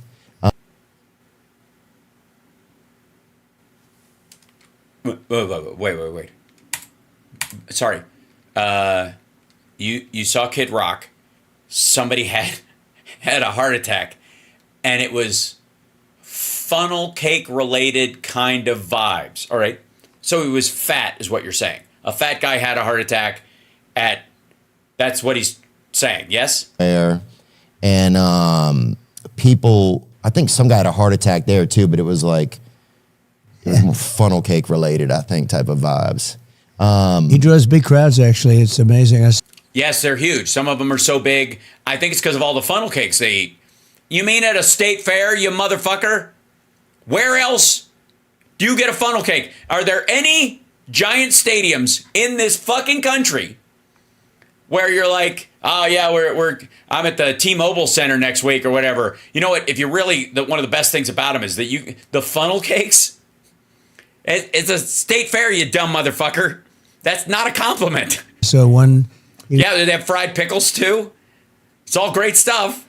Just saying. was out someplace recently at 80,000 Someplace. people. He's big stuff, but he's really forget. No, he didn't. He was not someplace where he had 80,000 people. Get the fuck out of here. And if he did, it was a festival that had that many people in total there the whole time over the course of a weekend. Forget about that. Meaning 20,000 on day one, 20,000 on day two, 34,000 on day three, and the remaining stragglers on Sunday, I call him where he performed. Bob. You know his name, Bob, right? It's Bob. Yeah, his name's Bob. I call him Bob. Bob. Like you love being called Donald. Yeah. Kid Rock, but it's Bob. But He looks like a Bob there. You're right. That's a good picture of Bob. he's a really good guy. And Yeah, I've been over to his house he's a a cool bunch. cat, right? Yeah. Oh yeah. I mean, He is a cool cat. A cool cat. He's a hep cat. Hey, hep cats, get off my lawn. I live in Nashville. Right when I got into town, he hit me up one night and was like, "Hey man, I'm having a birthday party this week, and you should come." And I didn't even know him, and it was Right. nice of him. And since then, we've What kind of hey, you want to come over at my house? We're gonna have a party. What kind of party is it gonna be? Well, we're gonna drink, and we're gonna eat some barbecue, and there's gonna be some fucking. Wow, who's coming? Just the two of us. done a lot of fun stuff together. His good. brother's missing a leg too, Yeah, which his is crazy. brother's- He looks like the What? His brother's missing a leg too, which is crazy. lamp. Have you ever seen that movie, The Lamp, like from like a Christmas Story or whatever? Yeah, I don't know. Yeah. But he's fantastic. You ever see that movie, The Lamp? The family, the father, I knew very well. He just passed away. Wait. What the fuck is the picture in there? Like, so he was saying that, wait, he's missing his leg and it is somehow like the leg lamp. So he wears a stocking on it and a high heel shoe? Did his prosthetic come in a box that said Fragile on it? What the hell? Crazy. Brothers- He looks like He's the great. lamp. Have you ever seen that movie, The Lamp, like from like a Christmas Story or whatever? Yeah, I don't know. Yeah. But he's fantastic. What? Why would his leg look? Why is his leg wearing stockings? Why is it in a high heel shoe? Why does it have tassels? What are you talking about? No, it doesn't. The family, the father, I knew very well. Also, nobody has. When did he get his prosthetic? Fucking the 1800s? Why does he have just a fucking peg at one? What? He doesn't have like a modern prosthetic. Modern prosthetics look like robot legs. They're fucking amazing looking. What the shit? Oh, he just passed away, and it was a tough. Well, one you knew his for- dad. for the brother. I did, and he was fantastic. Yeah. I got to know him through knowing Bob. He was fantastic though. What was fantastic about him? What would you say is one of the key traits? I'm sure. Remember that story he told you? Tell Theo that moment you guys when you were talking because you met him through him obviously, and And I tell you what, it's just a fantastic family, the whole family. Yeah, the whole family's fantastic. I mean, I don't have to get into it. I don't even have to get into it. I mean, I could go on and on about how fantastic his dead dad is, but you guys know, and I could tell you anecdotes, but I don't have any. No, I love Bob. He and I joke around together a lot. We've spent a lot of time together. Look at his brother right there. That's right. Dude hits And you know what? He dingers, plays too. golf, and he plays well. He hit a Okay, he's not wearing a prosthetic while he golfs, so he's standing on one leg. So the reference that Theo Vaughn is making is that is a joke that he has about Bob's one-legged brother. Because he stands on the leg, it's like an isolated leg, like the lamp. This is fucking bananas. This is so gross. I don't even think he has a grip on how gross this is. He's saying that guy looks like a lamp because of the singular leg. Also, I would like to point out that he has a left leg and the lamp is clearly a right leg in the movie. So, a perfect drive with me. I said, "Do you play?" We were on the 17th hole. I said, "Do you play?" He goes, "Yes." I said, "Oh, really? You want to hit a shot?" And he said, "Okay." And he got up. Well, it was very hard for him to put it was really a tough situation because he has to get the ball in the ground and the Yeah. tee and everything else. Nobody did it nobody wants to help him. for him. And he did it. I mean, he goes to the You had dozens of people standing around, and all of fucking your dogs were all hanging out, and nobody wanted to set the ball in the tee for him, just quickly just to be a friend. ground, and he did it. Gets up. He swung, and I'm a good golfer. He had a perfect shot out to the right with a little hook. Nobody knows what that means in your audience, probably, but Yeah, because you guys are broke motherfuckers. You don't golf. What the fuck do you know about golf, you poor sons of bitches? Listen to your accent. You're not. We have a rule at all of my golf courses that we don't even let people like you with that kind of an accent step foot on our fucking, listen to you dumbass with your chin scratch. Like, never. It's like my supporters. I would never let them set foot on my fucking golf course. They can stand outside and on the road all they want. But that's like a perfect shot. And I said, that is perfect. He said, I'll do it again. I said, don't do it again because you'll never be able to hit a shot that good. Why? He plays all the time. You just wouldn't let him you wouldn't let him join the fucking game. That's what you're saying.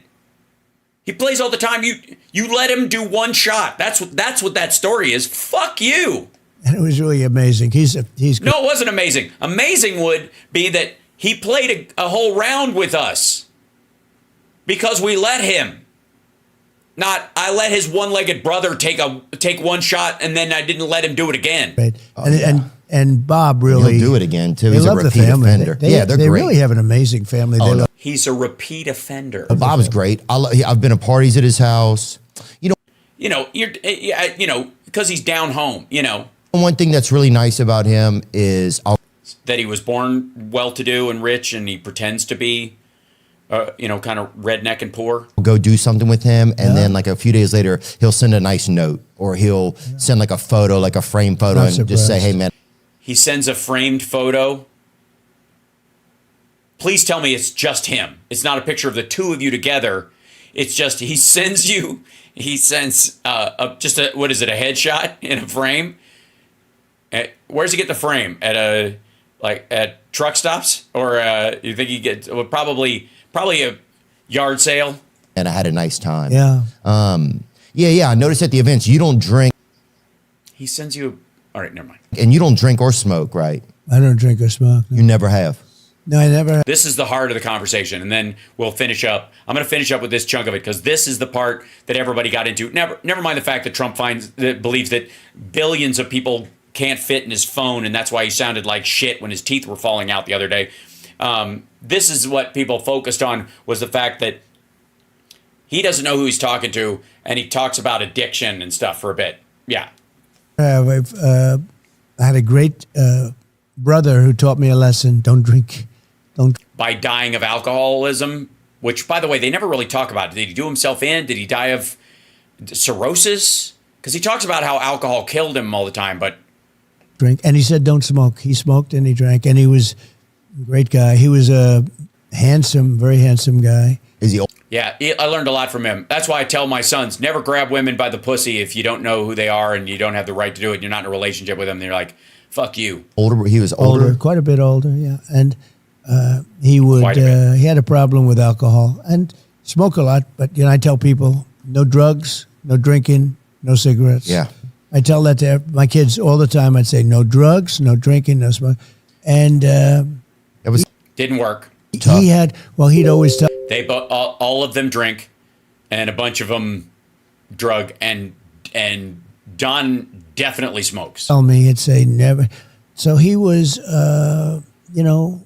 really old enough that you would look up to somebody, and I'd look up to him anyway. Did you admire him?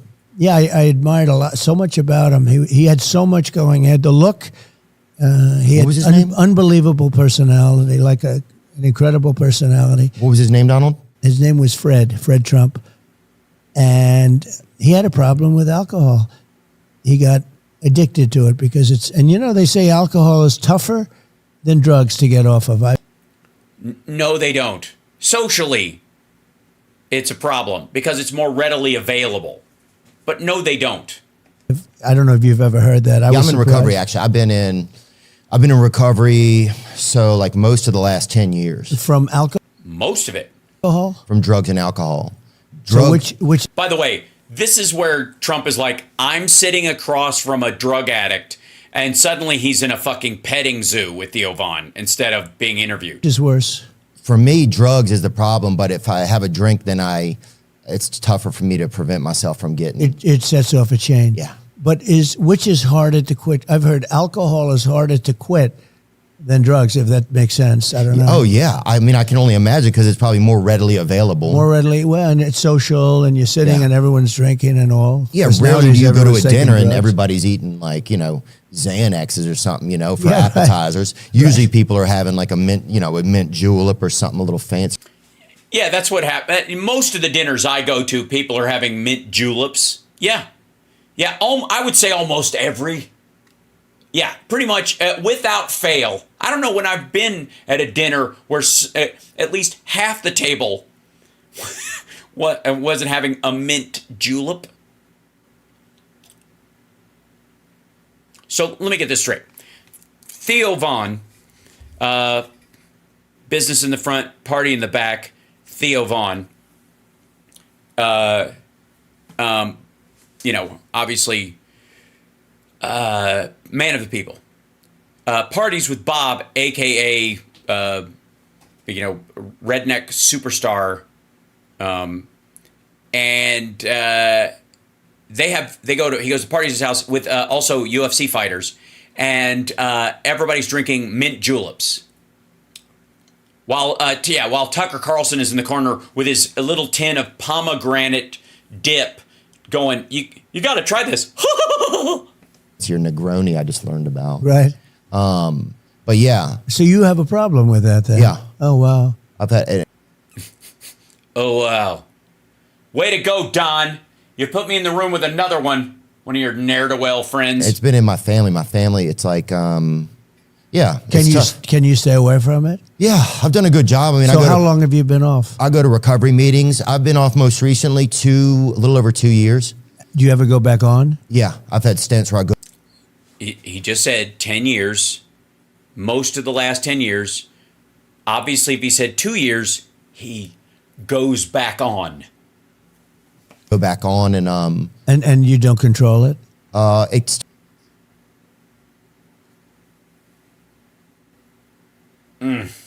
it goes downhill No pretty kidding. quick. So You think it's going to be you easy. think you're controlling it? Oh, and then you're damn. Boy, Yeah, you're that's doing tough. your go-kart and racing with hookers and stuff. It gets bad. Just not to do. You're go-karting, racing with hookers. So that's what you do when you get high?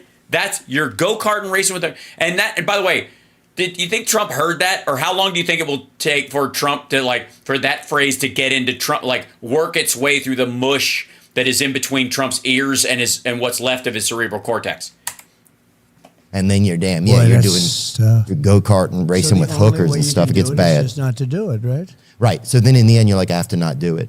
Did you see In the end, do you come up with that, or does the hooker tell you while you're trying to fix the go-kart before the cops show up?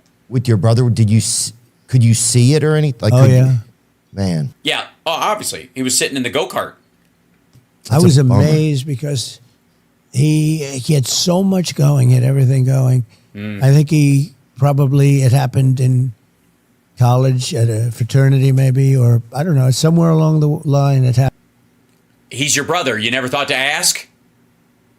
You never had an intervention where you're like, when did this start? Let's go back to the moment when you thought you had to start drinking. What were you covering up? What got you started? What was before you were chemically addicted to it? What was the thing that drove you emotionally to do that? I don't know. Maybe that conversation's worth having with your brother if he's fucking dying from this shit. Happened, and all of a sudden, this is not unique. This is a very common story, unfortunately. But and then the family would see it and start to notice it, and they would notice. It didn't get better. It didn't get better. Well, of course not, because all you're doing is noticing. I was amazed. He lived for so long in bad conditions. In terms of, I was amazed that his body could hold out. It held out, and it had bad moments. But his body was unbelievably strong that it could withstand this. Yeah, it's a body. Your body's just so resilient. Yeah. Do you remember the last time that you saw him or spent with him? I do, and I don't know if you do. I'm sorry to ask you about it. Is yeah, it all right? no, it's the reason it's good talking about it is it might help other people. If it helps one other person, it's worth the conversation. Frankly. We talk about that stuff a lot on our podcast. Yeah. A lot of our audience struggles or has struggled with.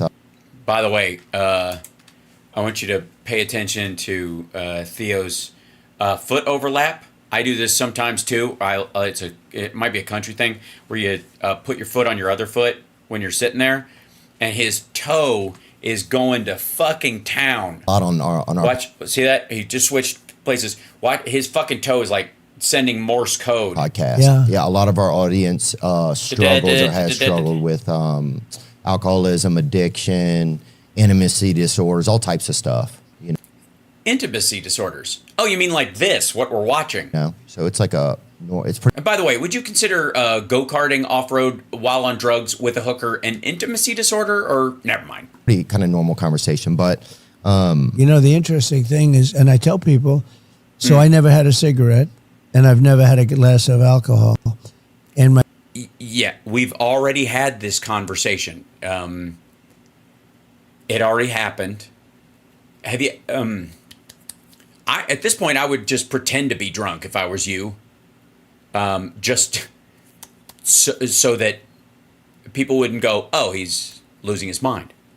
my brother was incredible. He would tell me, because he knew he had a problem, and he'd say, don't ever drink, don't ever smoke. He'd always add smoking, because he did smoke a lot, which is, not very healthy. But he'd say, Don Jr., cigars and pot. Who smokes more, him or your older brother who died? don't ever drink, don't ever drink. He'd tell me every time. I said, don't ever drink, because he knew he had this addiction. And I never had a glass of alcohol. Never, ever did I have a glass of alcohol. Wow, I didn't know that till just now. Because of him. Also, for the record, I have never had a glass of alcohol. I have never smoked, and I have never done drugs. Just saying. Never going to, by the way. Zero judgment about other people doing it. But, I don't do it. Not going to. No interest. I'm just too fascinated with myself. It's an ego thing. But never. Yeah, I've been straight edge my whole life, as it were. That's right, HR Terror. So I'm just saying we're not all like this. And I would say that if I did drink, I could, conceivably be the type of personality that would have, like you, that would have a problem. But I never like you had. And the only thing I say to people is, if too late for the people that you're talking about, but yeah, those people are fucked. Like your brother, you know what I mean? And once you start noticing, it's over. If you don't drink, you don't miss it. I mean, I don't even think about alcohol or right. It's not a part of your world. I don't think about cigarettes. Yeah. I don't think about any of that. If you don't take drugs or you do think about the green Sudafed that you can only get in Europe because the rules are different, though. You think about that enough to buy a bunch of it and put it in a drawer next to your desk. You do think about that. You do think about the Adderall shortage, or the Provigil and Modafinil, prescriptions that were flying while you were in the White House. You do think about that, though, right? if you don't have alcohol, it's real easy not to drink it. It's when I had a Also, by the way, I think the Provigil and Modafinil stuff that was being handed around in in the Trump White House was not for him. I think he does the Adderall Sudafed thing more than like that, but I don't think he does the Modafinil because apparently it's supposed to add like 5 points to your IQ, and that clearly has not happened. This guy has not gotten smarter since he was introduced to that period. Just saying. friend who went to the Wharton School of Finance with me. He was a very That guy. Yeah, I remember that guy. smart guy. Where is it, Wharton School? That's in Philadelphia. Yeah, nobody knows. That's at Penn. oh, yeah. Rocky. Right. Yeah, Rocky went to Wharton. Thank you. Yeah, Philadelphia, Rocky. Are we doing word free association? The world's worst improv. And it's a great school, great business school. And It's great if you want to be a legacy graduate and not actually have to do anything. it's part of the University of Pennsylvania, the business school. At it's the nice university. down there. Yeah. It's good. Friend's brother went there or something. Or something. Ate near there once. Then he was smart. He ate near there once. I can't even tell if he's fucking with Trump or he knows. I think he's just in podcaster, like side remark comedy zone where he tries to pepper things in. I can't tell, and I don't know that he knows. My friend's brother went there or something. Well, he ate near there Then he once. was smart We ate near there once. because it's a great school. At a, And But this person that I met, He's just at a he's trying to think where they ate, and Trump has just moved on. he hated the taste of scotch. Hated it. Couldn't stand it. Okay, by the way, this is apocryphal. This is a bullshit story. This is a tale you hear all the time about a guy, and this is not true at all. Like on his end, about a guy who hated the taste of scotch, but he trained himself to like it because he thought he needed to drink it socially to be around the rich people, because scotch was a rich people drink, and then he became an alcoholic, and then he died from the alcoholism. I have heard this fucking story from so many fucking people. It is a fucking urban legend. This is nonsense. But he insisted on having it because he felt it was important to be able to drink. I said, no, just don't drink. He said, to be successful in business, you have to sort of interact. And Bullshit. I swear to God. Like, he's making, this is the same, they all knew the same fucking guy. That guy got around. He apparently lived long enough to know everybody so that they can, this is garbage. Never happened. Never. You have to drink. And I said, don't do it. Anyway, he became an unbelievable alcoholic. Yeah. And then one night he was at home and he was babysitting his friend's kids, and he kept hearing the washing machine in the basement turn on and off. And he was about to go down and check it, but he decided to call the police instead. And then because the noise was weird, and when the police showed up, they went down in the basement, and there was a serial killer who just escaped from prison who was plugging in and unplugging the dryer. Right? Like, yeah. Uh-huh. Yeah, I know that guy. Same fucking dude. Yeah, we all know that guy. Uncontrollable alcoholic. Oh, I thought you meant like one of the best. Yeah, and he died. He was but he hated the taste of scotch, and he couldn't live without it. Wow, literally. Well, I think I noticed a lot of He's okay. First of all, Theo, you've heard this fucking story before. Don't fuck around. You've heard this dumbass story from other people. Recovery rooms and stuff. It's a lot of people that they're missing something inside of them, and so they take on so they want to try and fill it up with something else. Yeah, and maybe it's because you're not missing anything. That's why you never drank. It's because there's no holes in your life at all. You've lived such a full life, and you've had such a supportive family that you never there are no gaps to fill. I mean, with Sudafed and Adderall and stimulants and benzos and shit like that over the years, and stuff that give you diarrhea uncontrollably and whatever. But besides, I mean, not alcohol, which would be excellent. Do you remember the last time that you spent with your brother? I do, and he'd have periods where he'd get sick, very sick, and we thought we'd lose him or we lost him. Then he'd get better.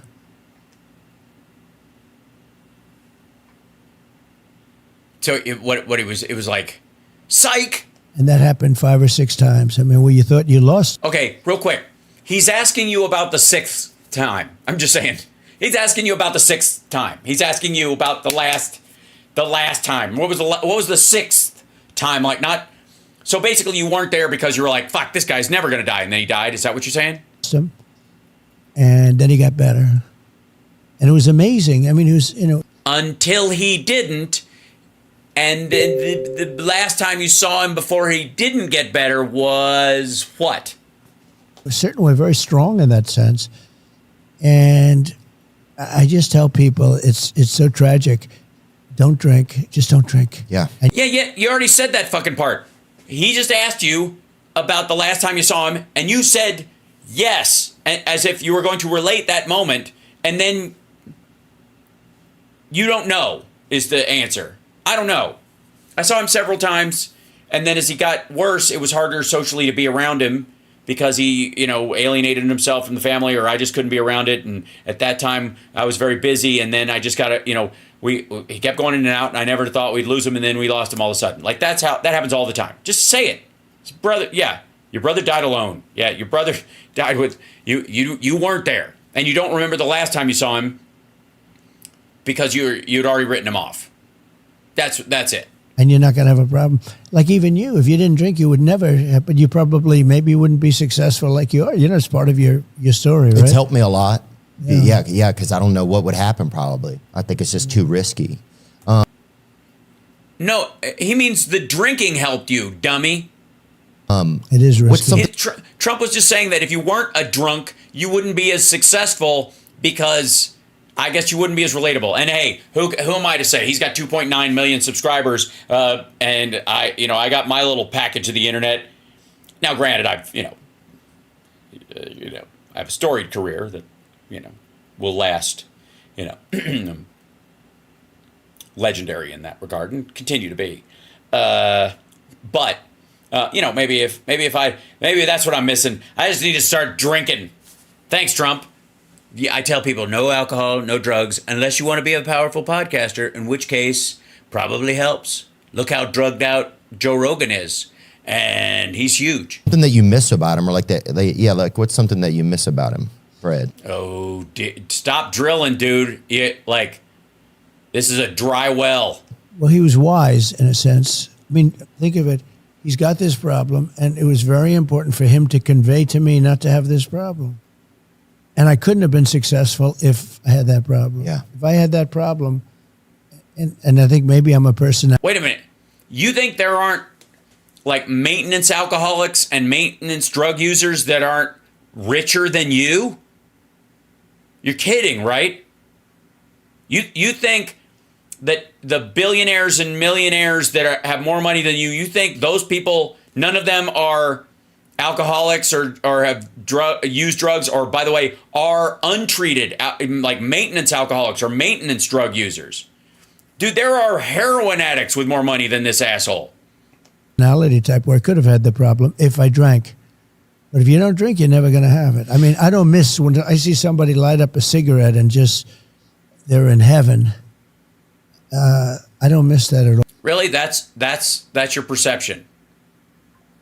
What's the heaven part where they're squinting and kind of heaven dangles out of the side of your mouth where you're like, where the fuck are we going? It's weird. It's so it's very Native Isn't American too. Isn't it crazy? It's bizarre. What? It's so Native American, it's bizarre? Wait a minute. You know what? Ladies and gentlemen, I'm almost, this thing's only halfway through and I'm done because I've already gone over and we got the DNC. But I got it. What a great time to just sort of disengage from this horseshit. And I want to tell you, like, this is the counter programming that Donald Trump is doing to the DNC. Along with his little gatherings, this is what he's doing. He's doing all these podcasts trying to draw attention to himself, and he's doing a lot of interviews, and they're going to make the point that she doesn't do interviews, but he does, even though he blathers and bullshits and all this kind of stuff, and she will be held to a higher standard and whatever. He just doesn't matter. He can just say whatever he wants, and nobody bothers him about it. Never mind the fact that he just said you can't fit millions of people in a fucking cell phone. Nobody's going to care. But leave it to Theo Vaughn. Theo, if you're watching this later, and by God, I hope someone shares this clip with you. I gotta say, watch the whole thing. Don't just listen to the first 20 minutes like you did with Trump's Elon Musk interview. The whole thing, because you're really bringing it home. Because in the middle of him just being a yammering asshole about addiction, which he has no reference point other than his brother, who apparently was like, never drink, is the story he's trying to tell you.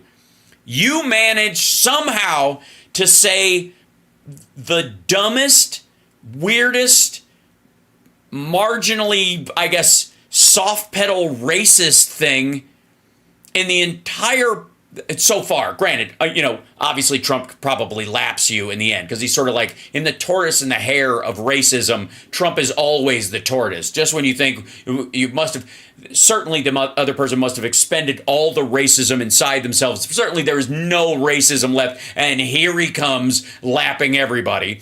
But one more time. Light up a cigarette and just they're in heaven. I don't miss that at all. It's weird. It's so it's very Native American too. Isn't it crazy? It's bizarre. And it's so weird. It's so Native American. It's bizarre. What?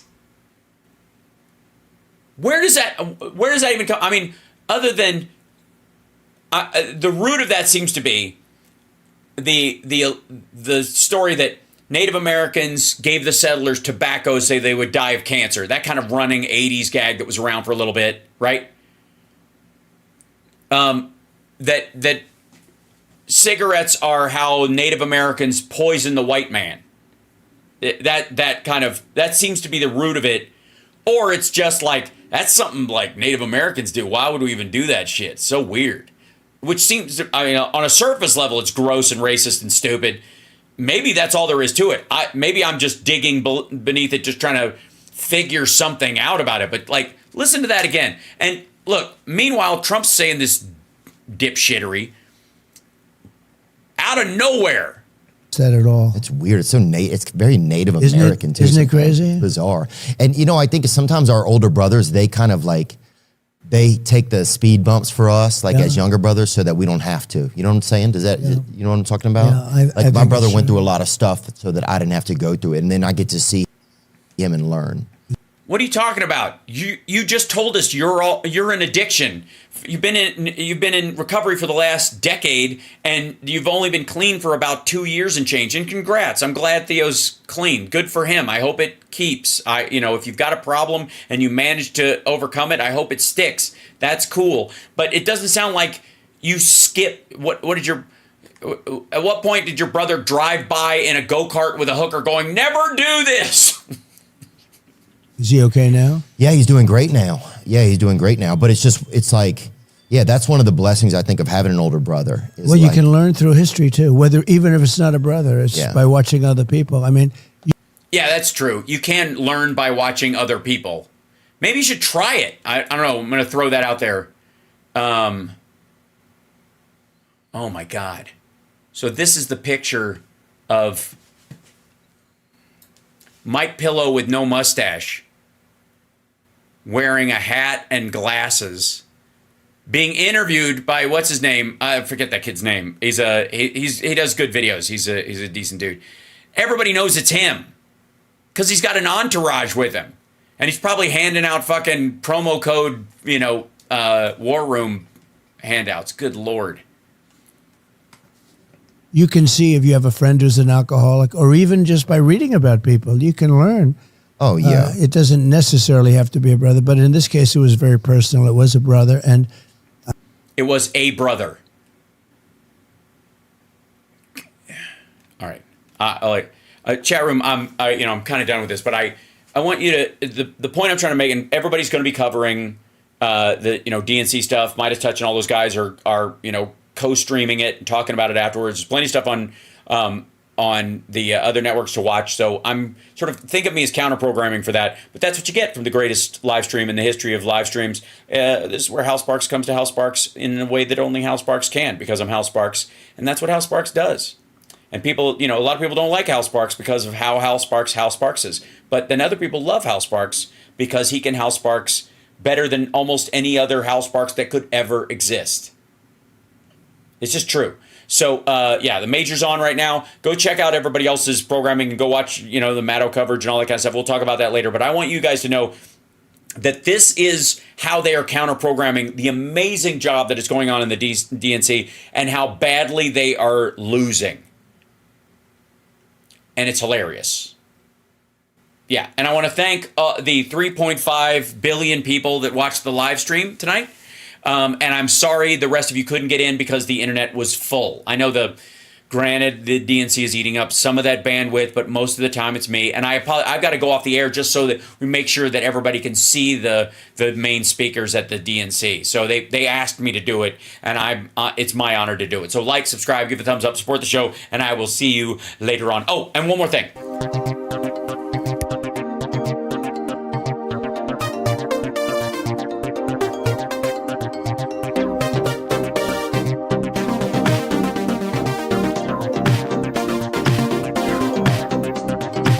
It hit those, come on, emojis. Let's see it, Twitch. Let's see the Twitch people with the emojis. Come on.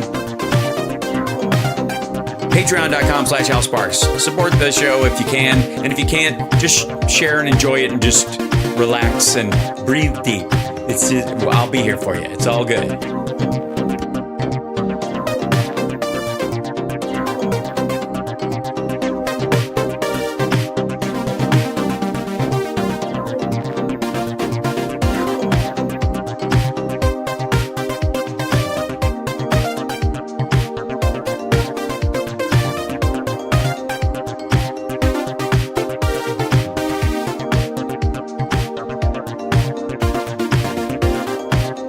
There we go. There's some emojis.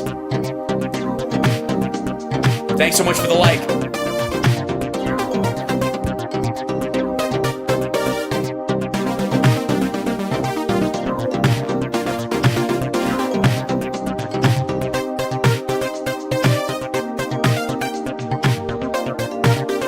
Okay, everybody go catch the major. I'll talk to you guys later.